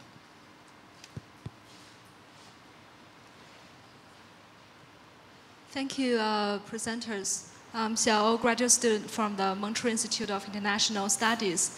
So I really appreciate your insights into the development paradox of Sri Lanka. I think the two taking I have got is that the social disparity issue in Sri Lanka, and the second is that the changing dynamics and the landscape of the international aid structure. And my question is that actually it's my 6th time I have been to Sri Lanka. And every time I've been to Sri Lanka, I was a little bit shocked by the social disparity, but also admired people's courage and the efforts of different traditional and non-traditional institutions to just include the marginalized populations into the mainstream supply chain system. I have been to so many places where just the people, when the people lost their relatives, they donate to the temple or other institutions. These institutions purchase cattle for the landless farmers, for the war widows, and then just include them into supply chain. I have seen so much evidence of that. But when we discuss about the solutions, about the development theories, there are too many times we are dominant by the discourse of the neoliberal Washington consensus or the development state from the East Asia. But where is the place of the traditional method of the smaller state like Sri Lanka? And do you think in the Sri Lankan society or in South Asia in the larger context, is there any chance that the traditional OECD donors, the marginalized population, the emerging actors from the South, global South, can find common interest and working together? Thank you. Thanks for that question. I think it could also be answered by the fellow panelists. I mean, I would also take partly as a comment, but the last question she posed, you know, can be answered by the two of you. Yeah. Thank you for asking this question. In fact, what I was told that also in my next round of presentations or engagement to say that what was missing, what could have been more done. In fact, I was going to cover a little bit of that part. Stepping back a little bit, that when you talk about local traditions and cultures, and I just wanted to flag from where we at the United Nations come, we always try to use that with a little bit of caution. Because sometimes when a gender-based violence case is raised, well, it's our local custom that women shouldn't do this and that. There we say that there are very well-established norms. And in fact, in Sri Lanka's case, you can go to the constitution. It is probably one of the best in this part of the world. So I just wanted to qualify. When you talk about the local traditions norm, oftentimes the perpetrators hide behind that, local norms and traditions. Having said that, I believe that there are tremendous opportunities for South-South and learning from each other. So when you talk about a post-war or post-conflict situation, if you go into the landscaping of experience of different countries, one thing we have to remember that from 2000 to 2012, 12 years, 90% of the countries who went into violence and conflict, it was recurrence. So conflict comes back. And I think that is the lesson we should learn from others. The second one that we also can learn, I think it is important to learn, that when you talk about post-war or post-conflict development, we talk about three different sets of issues: security issues, justice issues, and talk about livelihood, services, and jobs. Now, there are experiences, countries came out of protracted conflict or worse, that dealt with particularly justice issues pretty well. I can give you an example like if you look at Timor-Leste, Colombia, that dealt with those issues, but oftentimes we see that in the post-war, post-conflict discourse, that part of the agenda, for all different reasons, gets a little lost. So I believe that, and we can probably find more such areas where you can learn from the previous practice. And running a little forward, I think I did not hear too much of discussion on that landscaping. We looked at these 2 days of our conference a lot, what is happening, but what could have happened or what has happened elsewhere, and what we can learn from there probably would be another area. But I know that, Udan, I'm going into the next part of your questioning. But since you raised the South-South part, it is indeed important to learn. Third one would be that in the context of new players emerging. Now, new players emerging, if you look at, there is a very rich pool of, in terms of body of research, that, for example, the new way of funding and new funding that is coming in Africa, their experiences. There are some, probably we should learn from that. What were the terms of those support? What were the consequences? What were the, if you talk about three safeguards, social, environmental, economic, what has been the effect? And there is enough research on that. And in devising and developing Sri Lanka's post-war, post-conflict policy, we also can gain from those experiences. Thank you.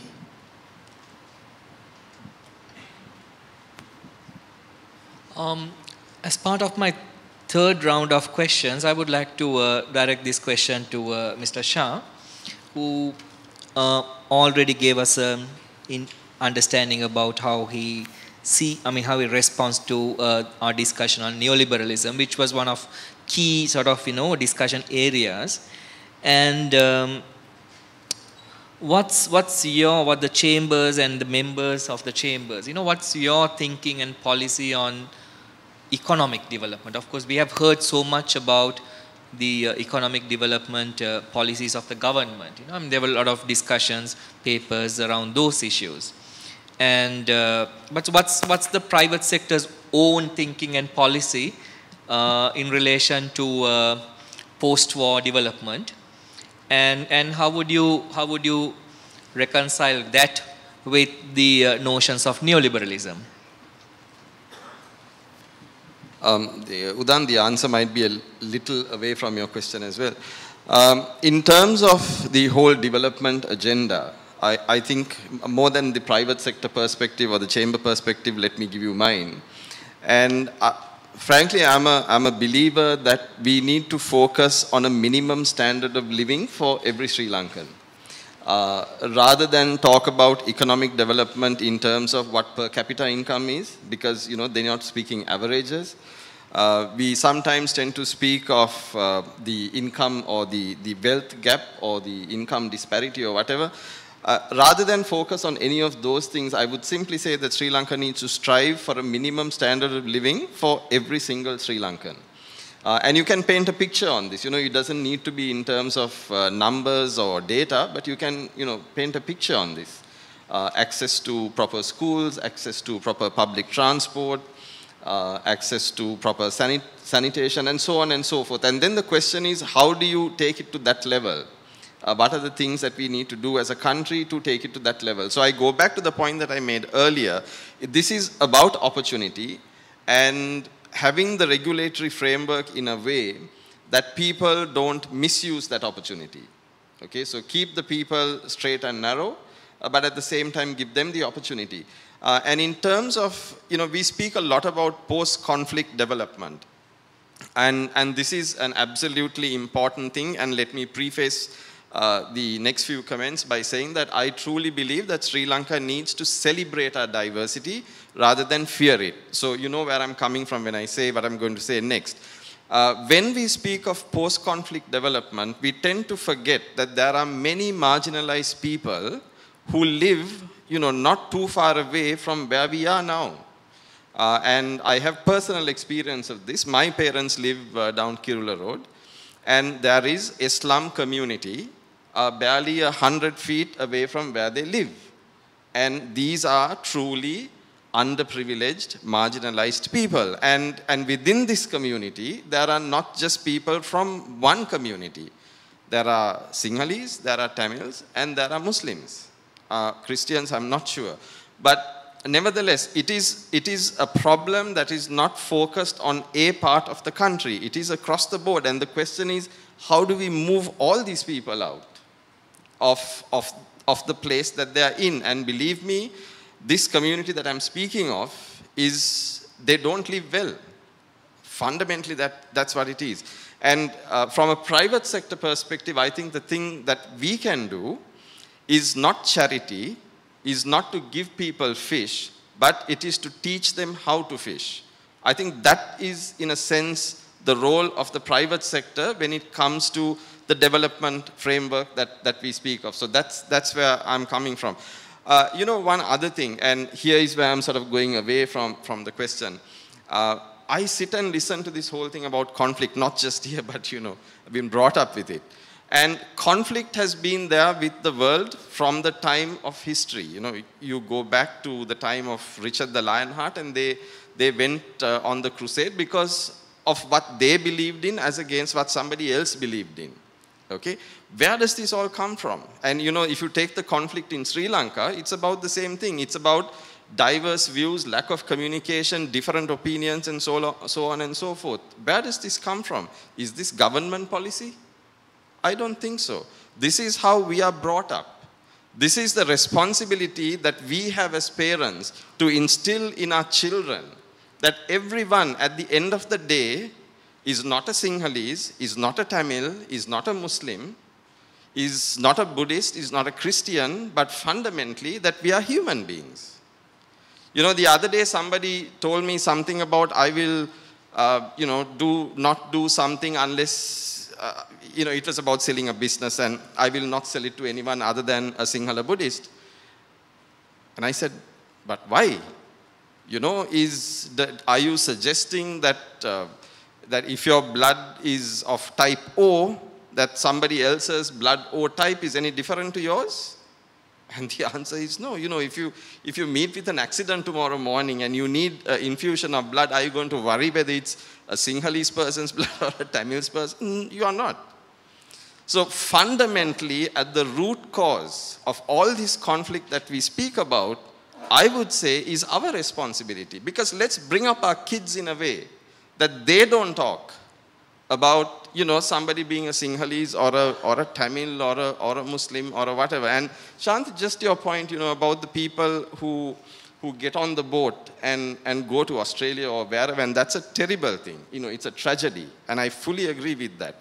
But having said that, the Sri Lankan diaspora that lives overseas is of all communities. And it is because all those communities have lost hope. And that's why they've gone. They've gone looking for greener pastures. And we need to give them those greener pastures back home. We need to bring them back. Or we need to prevent the next troop from going out. And so we need to look at everyone who's marginalized, not just one part of, or not just one segment. So that's why I'm sort of going a little away from what you just said. To continue the discussion on private sector, you know, the corporate and also the neoliberal, you know, discussion, I would like to ask Madam Claude about the World Bank's thinking on that. You know, it's the role of the private sector in post-war development. What are your policies? What are your experience so far?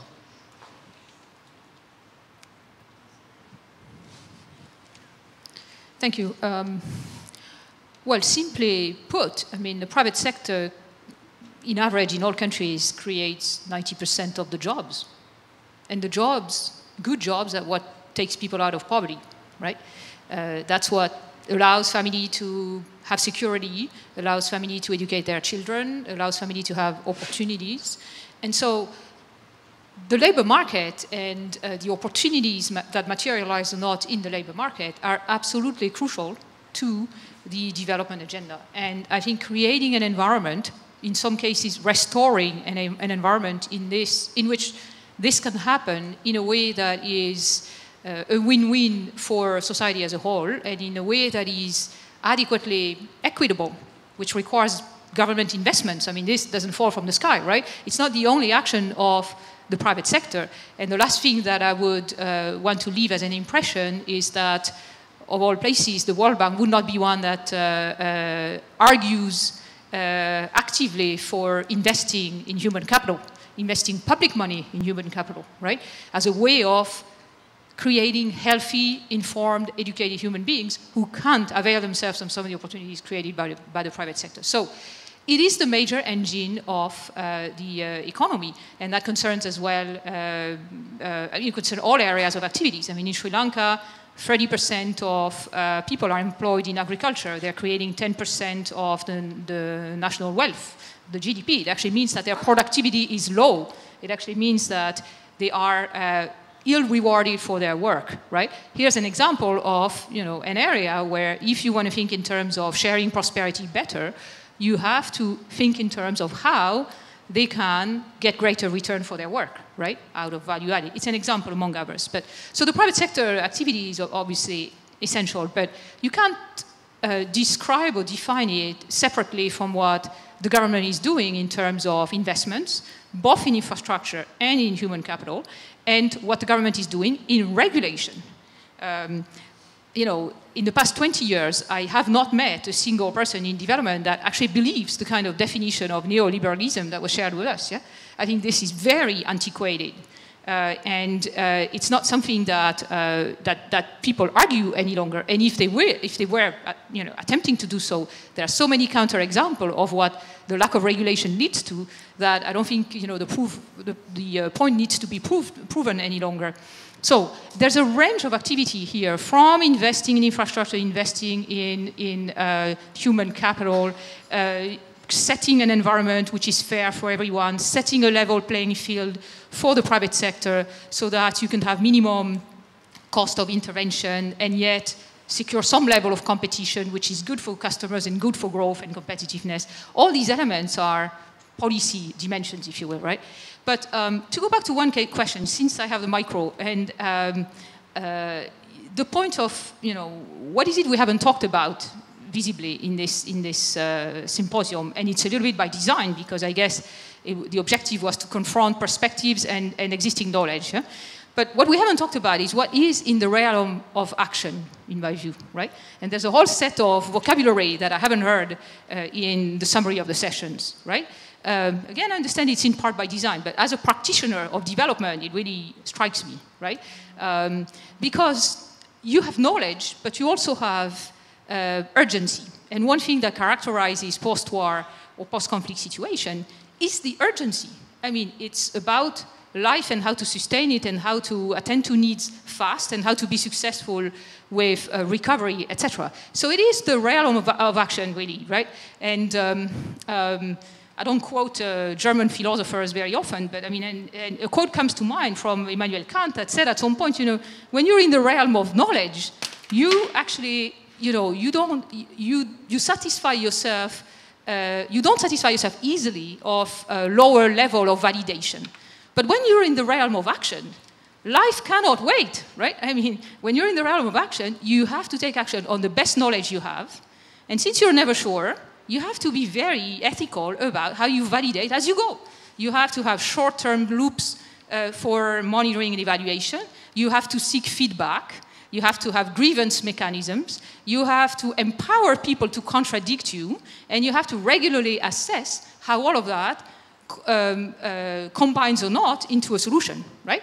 So I think if we look at what's happening now is that lots of action is required. Priorities have to be set. Budget has to be allocated. Investments have to be looked at in contradictory terms. Do you go infrastructure? Do you go human capital first? And all of these realities are in a gray area, fundamentally. It is a gray area in which you have to go with the best you know, and you have to try and make it work. And your safeguard in this, and it's a very important word, your safeguard is contestability, it's consultation, it's participation in design, it's the capacity to monitor and evaluate closely, it's involving third parties into the evaluation so that you get different perspectives on board as you assess whether it's working or not, and it's candor in looking at this from a learning perspective, being willing to change the model and moving on. And I think there's a lot of space for positive work in doing this today in Sri Lanka. If nothing else, because growth is there, the growth is pro-poor, success is being recorded in terms of poverty reduction, further success is needed, no question about it, and I think we have to focus on that. But there is a positive dynamic trend that allows you to collect a lot of benefit right now. I think we have enough stuff, for another round of questions, comments from the audience. Would anybody like to raise questions or make comments on the idea shared by Mr. Shah and Madam Clottes? Professor Savitri, then Ramya. Who else would like to? Yeah, Priyanti, okay. Let's start from Professor Savitri. Let me give the opportunity to the lady here. Yeah, first. Yeah.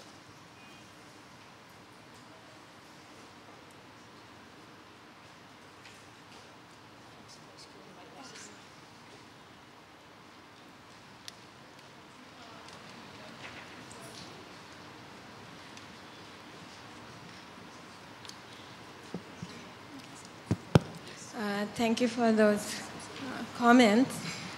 My comment is to the person from the World Bank. They're actually questions, not comments.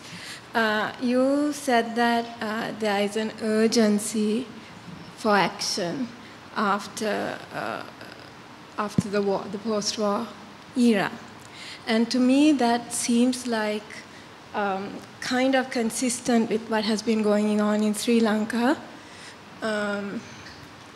in terms of urgency with which military powers have been used in making decisions, changing things and creating buildings, creating roads and all these things. And when I was listening to that, I was actually wondering what you meant by action. Because to me,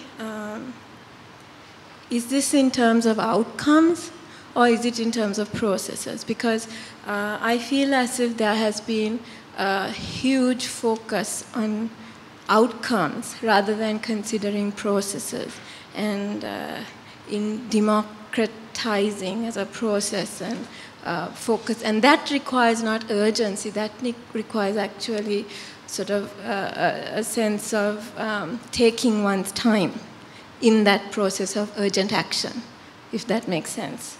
And I think there's a danger in urgency as well, because if I'm coming from the education sector, there seems to be a lot of talk of reforms in the education sector to a system that is often cited worldwide as a success story. And we know there are reforms that are needed, definitely, and we know that the process is deteriorating. We know this is happening because there's a lack of funding. We know that's happening because there are focus on things that are frankly not helping, are actually threatening equal, increasing stratification in society. So all that has been done with a sense of urgency and a sense of action. And I think that really I'm troubled that that kind of urgency, I think it can be dangerous. Thanks. I would take the questions first and then allow you to respond. Professor Savitri, please.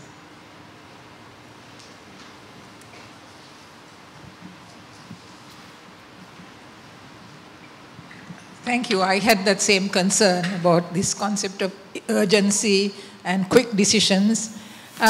When does it undermine the process of institutional strengthening and rational, decision making through institutions rather than ad hoc, individual, centralized decision making?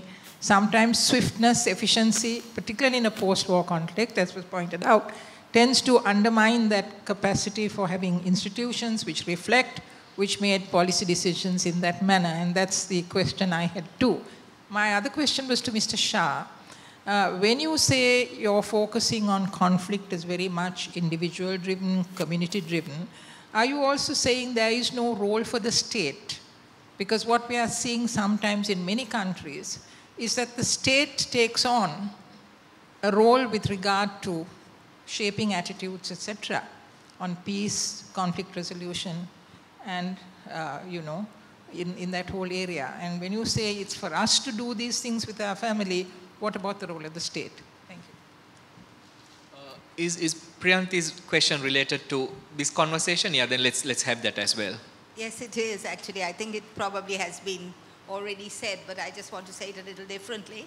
A lot of people told me that this symposium was very different to most of CEPA's symposiums because we have a lot more practical orientation, and that this was a lot more conceptual and a lot more conversation.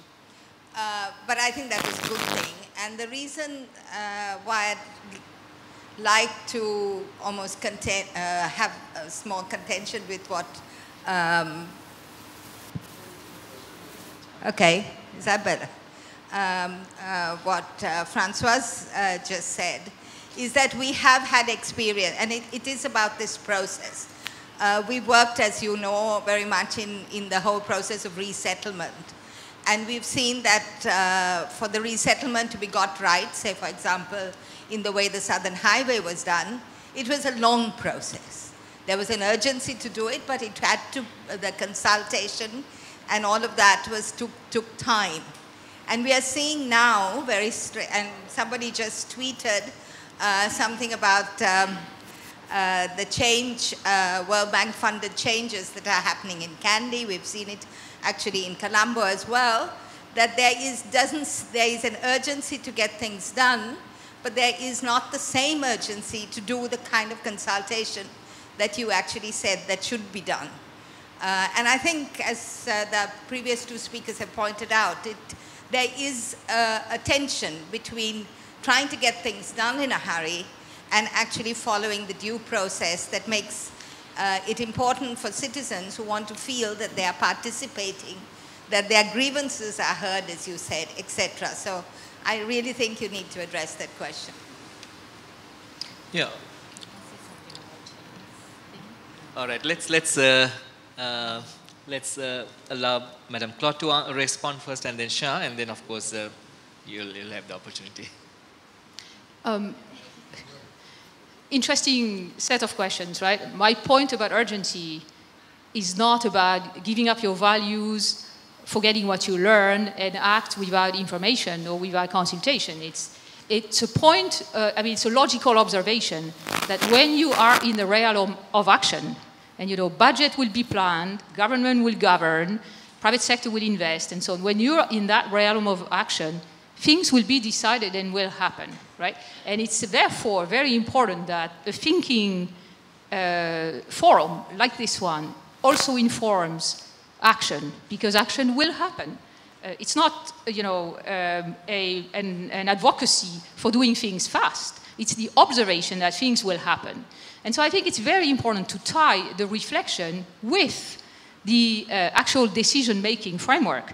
And it's very important that this decision-making framework is one that is contestable, informed, consulted with, and that into action it can be contested through grievance processes and capacity to inform claims, etc. Right?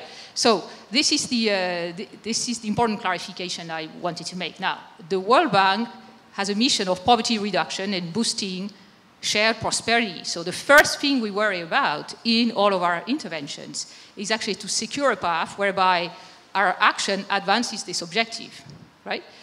Can we have certainty ex ante? Of course not. Not any more than any agency or any NGO serving its own goal. But do we have processes? Interestingly, and the question was about processes as well. Do we have processes that make it essential to ask those questions and to put in place those safeguards as we move? We actually do. And we take that very seriously, we apply it very seriously, and we monitor it on a continuous basis. So if I take an example, that of, which is more narrow than what we're discussing, because we're discussing the post-war period in the island, not just in the north and east, right? But if I take the example of the post-conflict work that the World Bank has done in the past 5 years, in fact, it started before 2009. But if I take that example, we have put considerable resources, up to $300 million, on the request of the government. These are not grants, these are loans. It means the government borrows the money to actually disperse it in that way, right? And these $300 million on the 3 projects have gone in a targeted way to those areas, not to finance, hardcore infrastructure, as I'm oftentimes reading, it is perceived that the effort has mostly covered, right? But to actually empower communities to be associated to decision, to have, participatory design, to have a voice, hopefully a voice that covers most sensitivities and most sensibilities. In other words, you want to have parity, you have to have gender parities in the communities that work. You want to make sure the communities are involved in their own fate. And that's very much what the process is covering, right? So you have these processes which are intended to bring the decision closer to the beneficiary, right?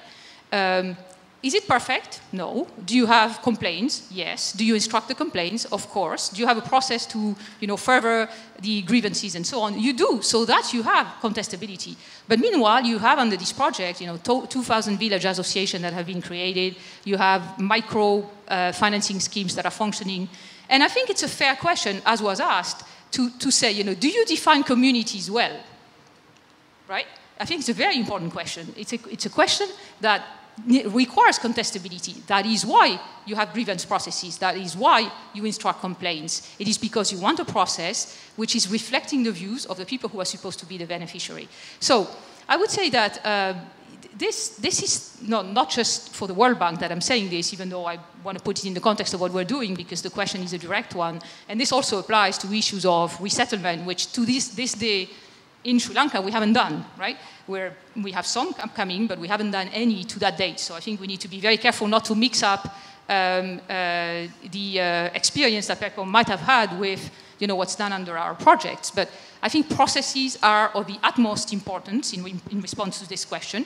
I think it's very important to know which community you're dealing with. Local knowledge is crucial. participation is vital to get the beneficiary to pass a view on what they're getting.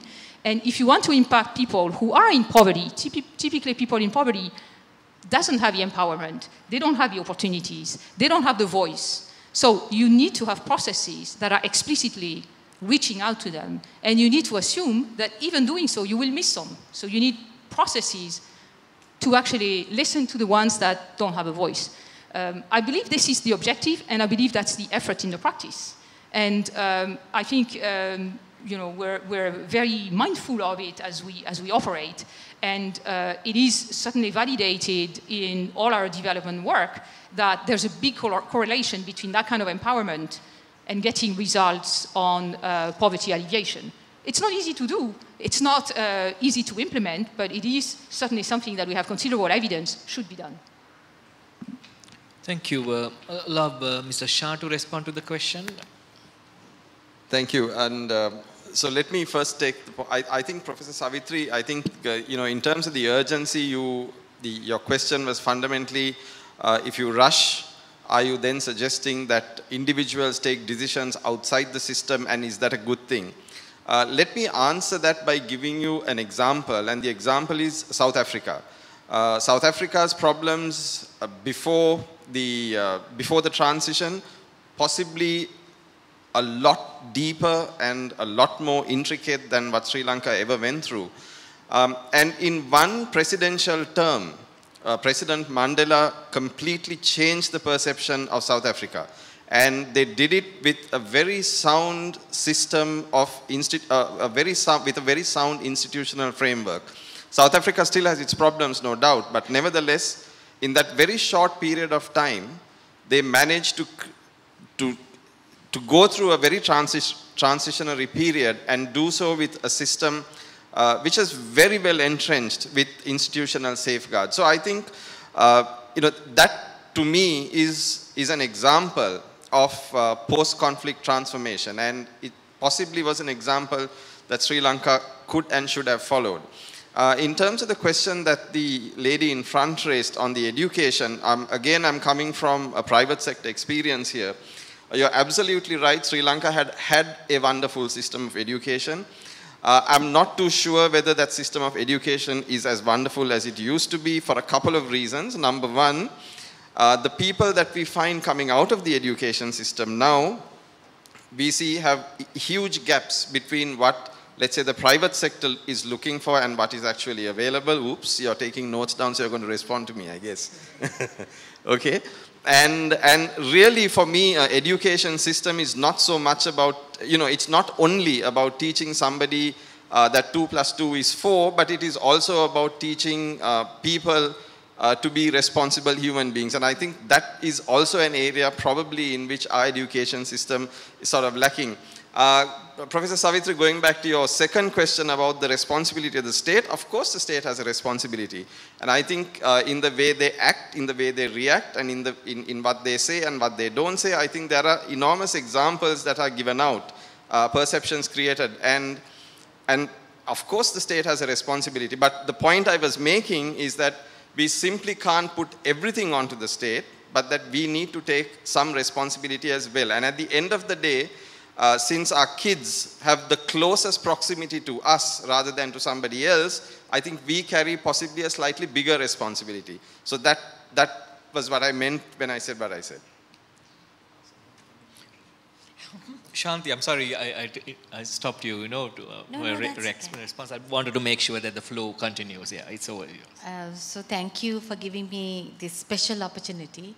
I just wanted to actually raise this point with Suresh on this, you know, neoliberalism means giving opportunity to each individual, and a healthy and educated and skilled population is a necessity for, you know, businesses to flourish. That's a very logical thing. I think everybody knows, even a baby knows, that for a, you know, a good economic development, you need healthy and educated individuals. But what really strikes me as strange is that, especially in Asia and Africa, whenever governments, start opening markets and adopting a neoliberal economy, why is it that they always cut back on education and health? Why can't governments really invest more on education and health?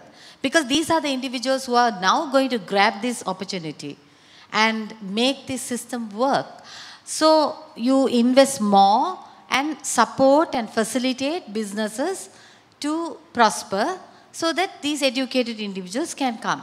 So can you just explain to me why is that we see this process? So that's first. Then another thing I would like to comment is on this process versus urgency and so on. It's not about quickly doing it. It's not, I don't think the process means about time.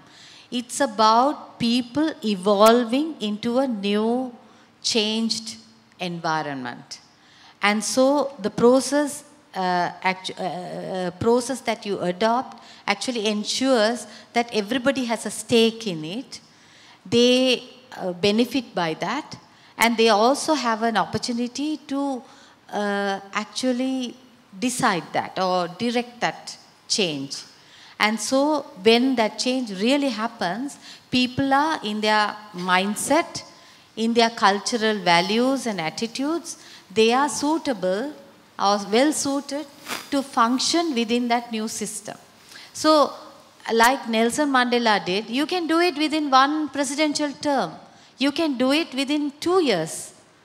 But it cannot be urgent action, but it can be an action, well thought out process being instituted. So I just wanted to clarify that time, what really process meant. You've really put me in a spot, because I'm not in government, so I can't answer you as to why they don't invest. But what I can do say is this. We always, again, we go back to, government must invest in education, and you're absolutely right, government must. But at the end of the day, does it really matter who pays for the person who gets educated?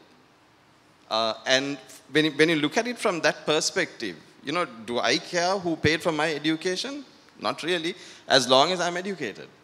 So why not? Why is it only government? Let's get other actors into the education system. Let them set up education systems as well. I mean, sure, let's have an overall framework. It needs to be regulated, and that's fine. But again, we go back, we have this whole Sri Lankan thing about government needs to do everything. And I think Francoise raised this point about I think it's 30% of our labor force contributing just 11% to our GDP through the agricultural sector. And fundamentally, that is because the farmers are fed subsidized fertilizer. They are not given the opportunity. By giving them the subsidy, you're holding them back to the kind of life that they already have. You're not giving them the space to do something different. The whole the agricultural reform process is so critical, but not handled because of political reasons. And as a result of that, we have 30% of our population contributing 11% to our GDP. And it's because of government action. We need to think differently through this. So many Sri Lankan kids go to the US to study or go overseas to study. And are those universities, for example, are they all run by government? No, they aren't. So if it is good for our kids to go to a private university to study in the US or in Australia or UK or wherever, what harm a Sri Lankan kid studying in a private university in Sri Lanka? So that, I hope I responded. I'm not sure whether I answered you though. I think it's Shanthi is asking me whether she could respond, but I think I think this is a broader debate, which is not only relevant to our symposium topic. So I can imagine we could have the argument and debate, for many hours. So therefore, I would not give the chance to you, Shanthi, in view of the time and also in view of the focus of our discussion. But I would like to invite the response of Mrs. Wickramasinghe and Mrs. Nandy on this matter. From your respective institutions, What's your discussion or your policy on education and health, particularly in the context of post-war situation? I think I tend to disagree with Mr. Shah, but take up the position that access to education, access to justice, access to economic activities and employment, safe and secure social and physical environment are all responsibilities of the state. I think we cannot... I mean, all these elements are clearly spelled out in our policy framework, and we have identified the role of the state in terms of getting engaged with us to see how we could draw up a national action plan to address some of these questions. Thank you. I think it's very easy just to subscribe to what Madam Wickramasinghe said. You probably would not expect anything different, me coming from the United Nations system. We did some work with the Institute of Policy Studies in 2012. We put out a National Human Development Report. We talked about these human development aspects of the center, and we were quite concerned, and we put it that what you normally expect to be the peace dividend, that okay, after the war, state or budget expenditures on education and health sector will go up. Unfortunately, even as of last year's budget data, that has not happened. So we from the United Nations, we continue to argue and fully saying that it is a responsibility of the state, and slightly disagreeing with Suresh that because what we are talking about is the rights or access to education and health for the poor, particularly those who do not have. I think most of us sitting in this room here, we come from a privileged background, that we have managed to go to universities, colleges, schools, but we also know, let me give you some anecdotal part. We discussed about neoliberalism, we discussed about development aid, humanitarian aid. I have been talking to women, some of who were raped, some of who have missing children. Now, for them, it doesn't really matter that our discourse about 17th Amendment, 13th Amendment, 18th Amendment. For them, it needs that they would like to have justice. They would like to have information about their dear ones. They would like to have a secured school system that their kids can go without stepping into a mine. Oftentimes in our discourse, probably we, even including United Nations, we miss those realities. And I hope that some of the presentations that came, I know that one presentation came from Nagaland, those perspectives were brought. And if you listen to them, yes, Suresh, they're right. You're right. They don't care who pays, but they want to have access to that. Now, the way we are organized, our societies are organized. I come from very much from the South, from South Asia, from Bangladesh. I think when you say that education for all, it becomes education for the rich. When you say health for all, it becomes mostly because the way our net, our policy, our power structure work. I also a very proud compatriot of Professor Yunus, and he challenged our policy leaders, global leaders. Why can't we declare education for the poor or health for the poor? Why cannot put a date that will eliminate poverty? That is entirely possible. When we say that you need to be having certain financial base to get into strong social services, so strong human development investment, history shows completely the contrary. Sri Lanka is a classic case. You started investing in human development, and that percentage is dropping. If you go back, the countries who are really in advanced stage, Norway, Sweden, they started investing in human development, in social capital, while their per capita, comparable per capita, was less than Sri Lanka or Bangladesh. So it's a matter of social policy choice we make. I do think that education, health, and social services, it's an issue of right. It's not a privilege. And state has the responsibility to secure that each citizen enjoys the right. Thank you. All right. Because I think I missed. Don't misunderstand me. I'm not saying that the... No, hang on. Hang on. Let me defend myself, for God's sake. No. I do agree with you that the state is responsible to provide the access to education and to healthcare. Of course they are responsible. And from a Sri Lankan perspective, I do believe also that the state needs to up the investment levels both in education and in healthcare. I said that right at the beginning. But the point I'm making is if you look at the education system today, I think the data some of you must be having, I'm sure you have this. Do you know what percentage of kids actually pass out of university as a percentage of those who are eligible to enter the Sri Lankan university system? Any? No, hang on. Give me the answer to that, if anyone has. The percentage of those who pass out of university as a percentage of those who are eligible to enter. Yeah, go ahead. 10%. No, it's less. It's in single digits. And that is where the problem is. So the state has not really supported, you do have a right to education, but the state hasn't played the part. And then what's to prevent others coming in to provide that space to get that percentage up? That is the question that I have. And that's what I'm suggesting. Okay, I'll allow Shanthi to make a quick answer. Actually, the debate here, I think, is not whether the private sector can come into education health or not.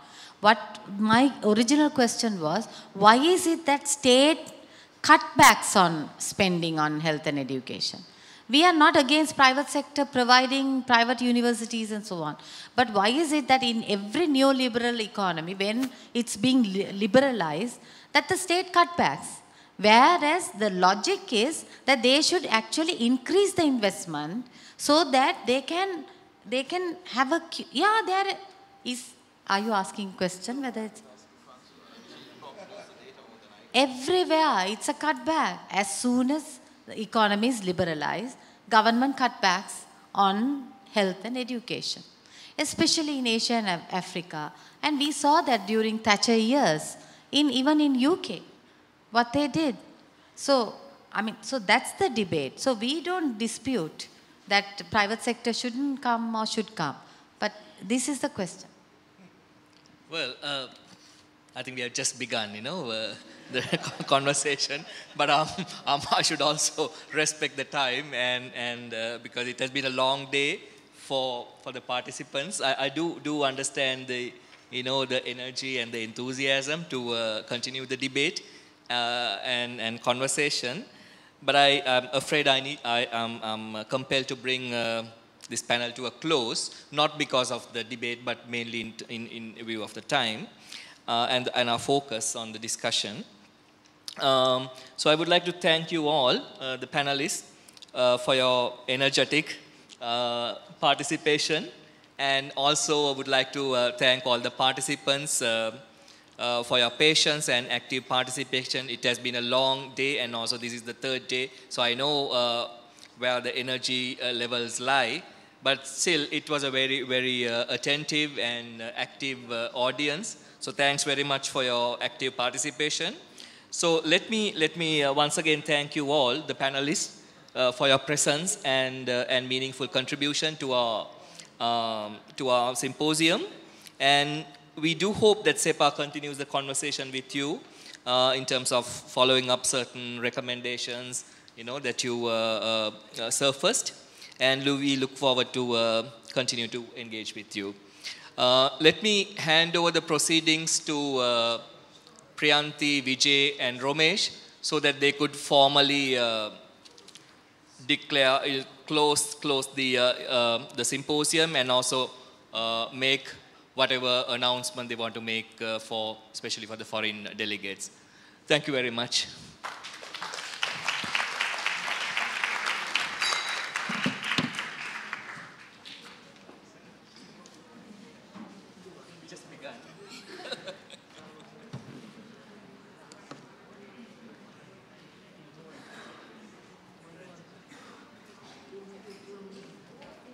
Thank you, Udan, for that. I think the speakers or the presenters, the speakers, the chairs, as well as Vijay have been thanked and have been praised all, in number of instances. So I'm not going to go back to that. But I think I need to thank a few others who have been helping the organization of this symposium. Let me start with Meera, and I hope she enjoyed or suffered through. With Vijay, I don't know, and we can have a separate conversation on that.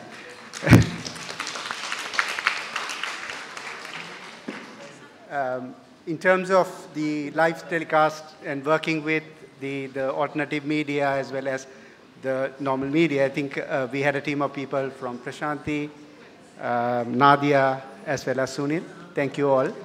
And if I could actually open the curtain here, I could show the team who is behind doing the live stream, but if somebody could do it, it would be great, I think. And they have a huge number of, the equipment there is so much. Thank you, YA TV, as well as Dialogue, for making it a reality. Manjula, I think you've been dealing a lot with people who have been who have come down from from abroad, changing times, changing all sorts of things, and I think you've been dealing with it quite well. Thank you for that. Dharini, thank you for keeping us all on time.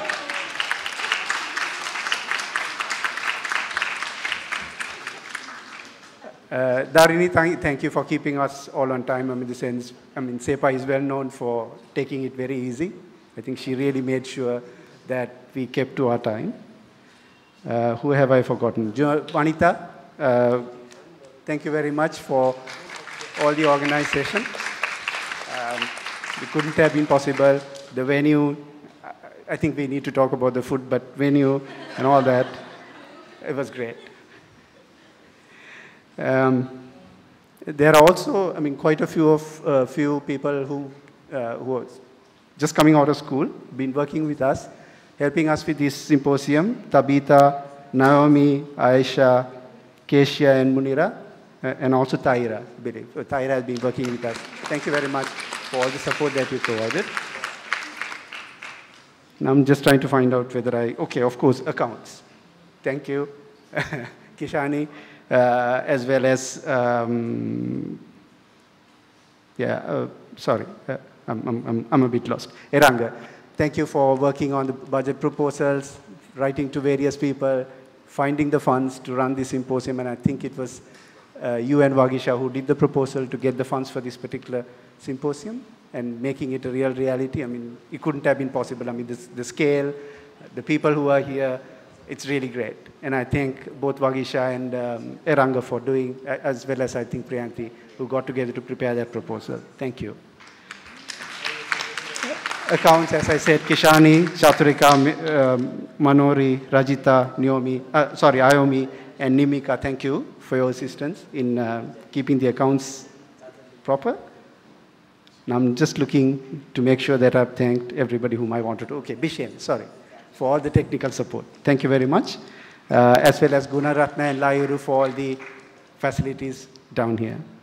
I would fail in my duty if I don't thank all our sponsors, the Secure Livelihood Research Consortium, the Think Tank Initiative, Dialogue, the Swiss Development Corporation, as well as FLICT or GTZ.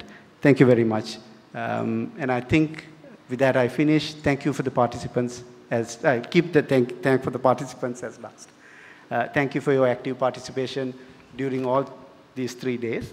We have, I think, set the bar for the next symposium, and I hope we could live up to it and bring you all back to the same, hopefully not to the same venue, but at least bring you back to Sri Lanka. Thank you.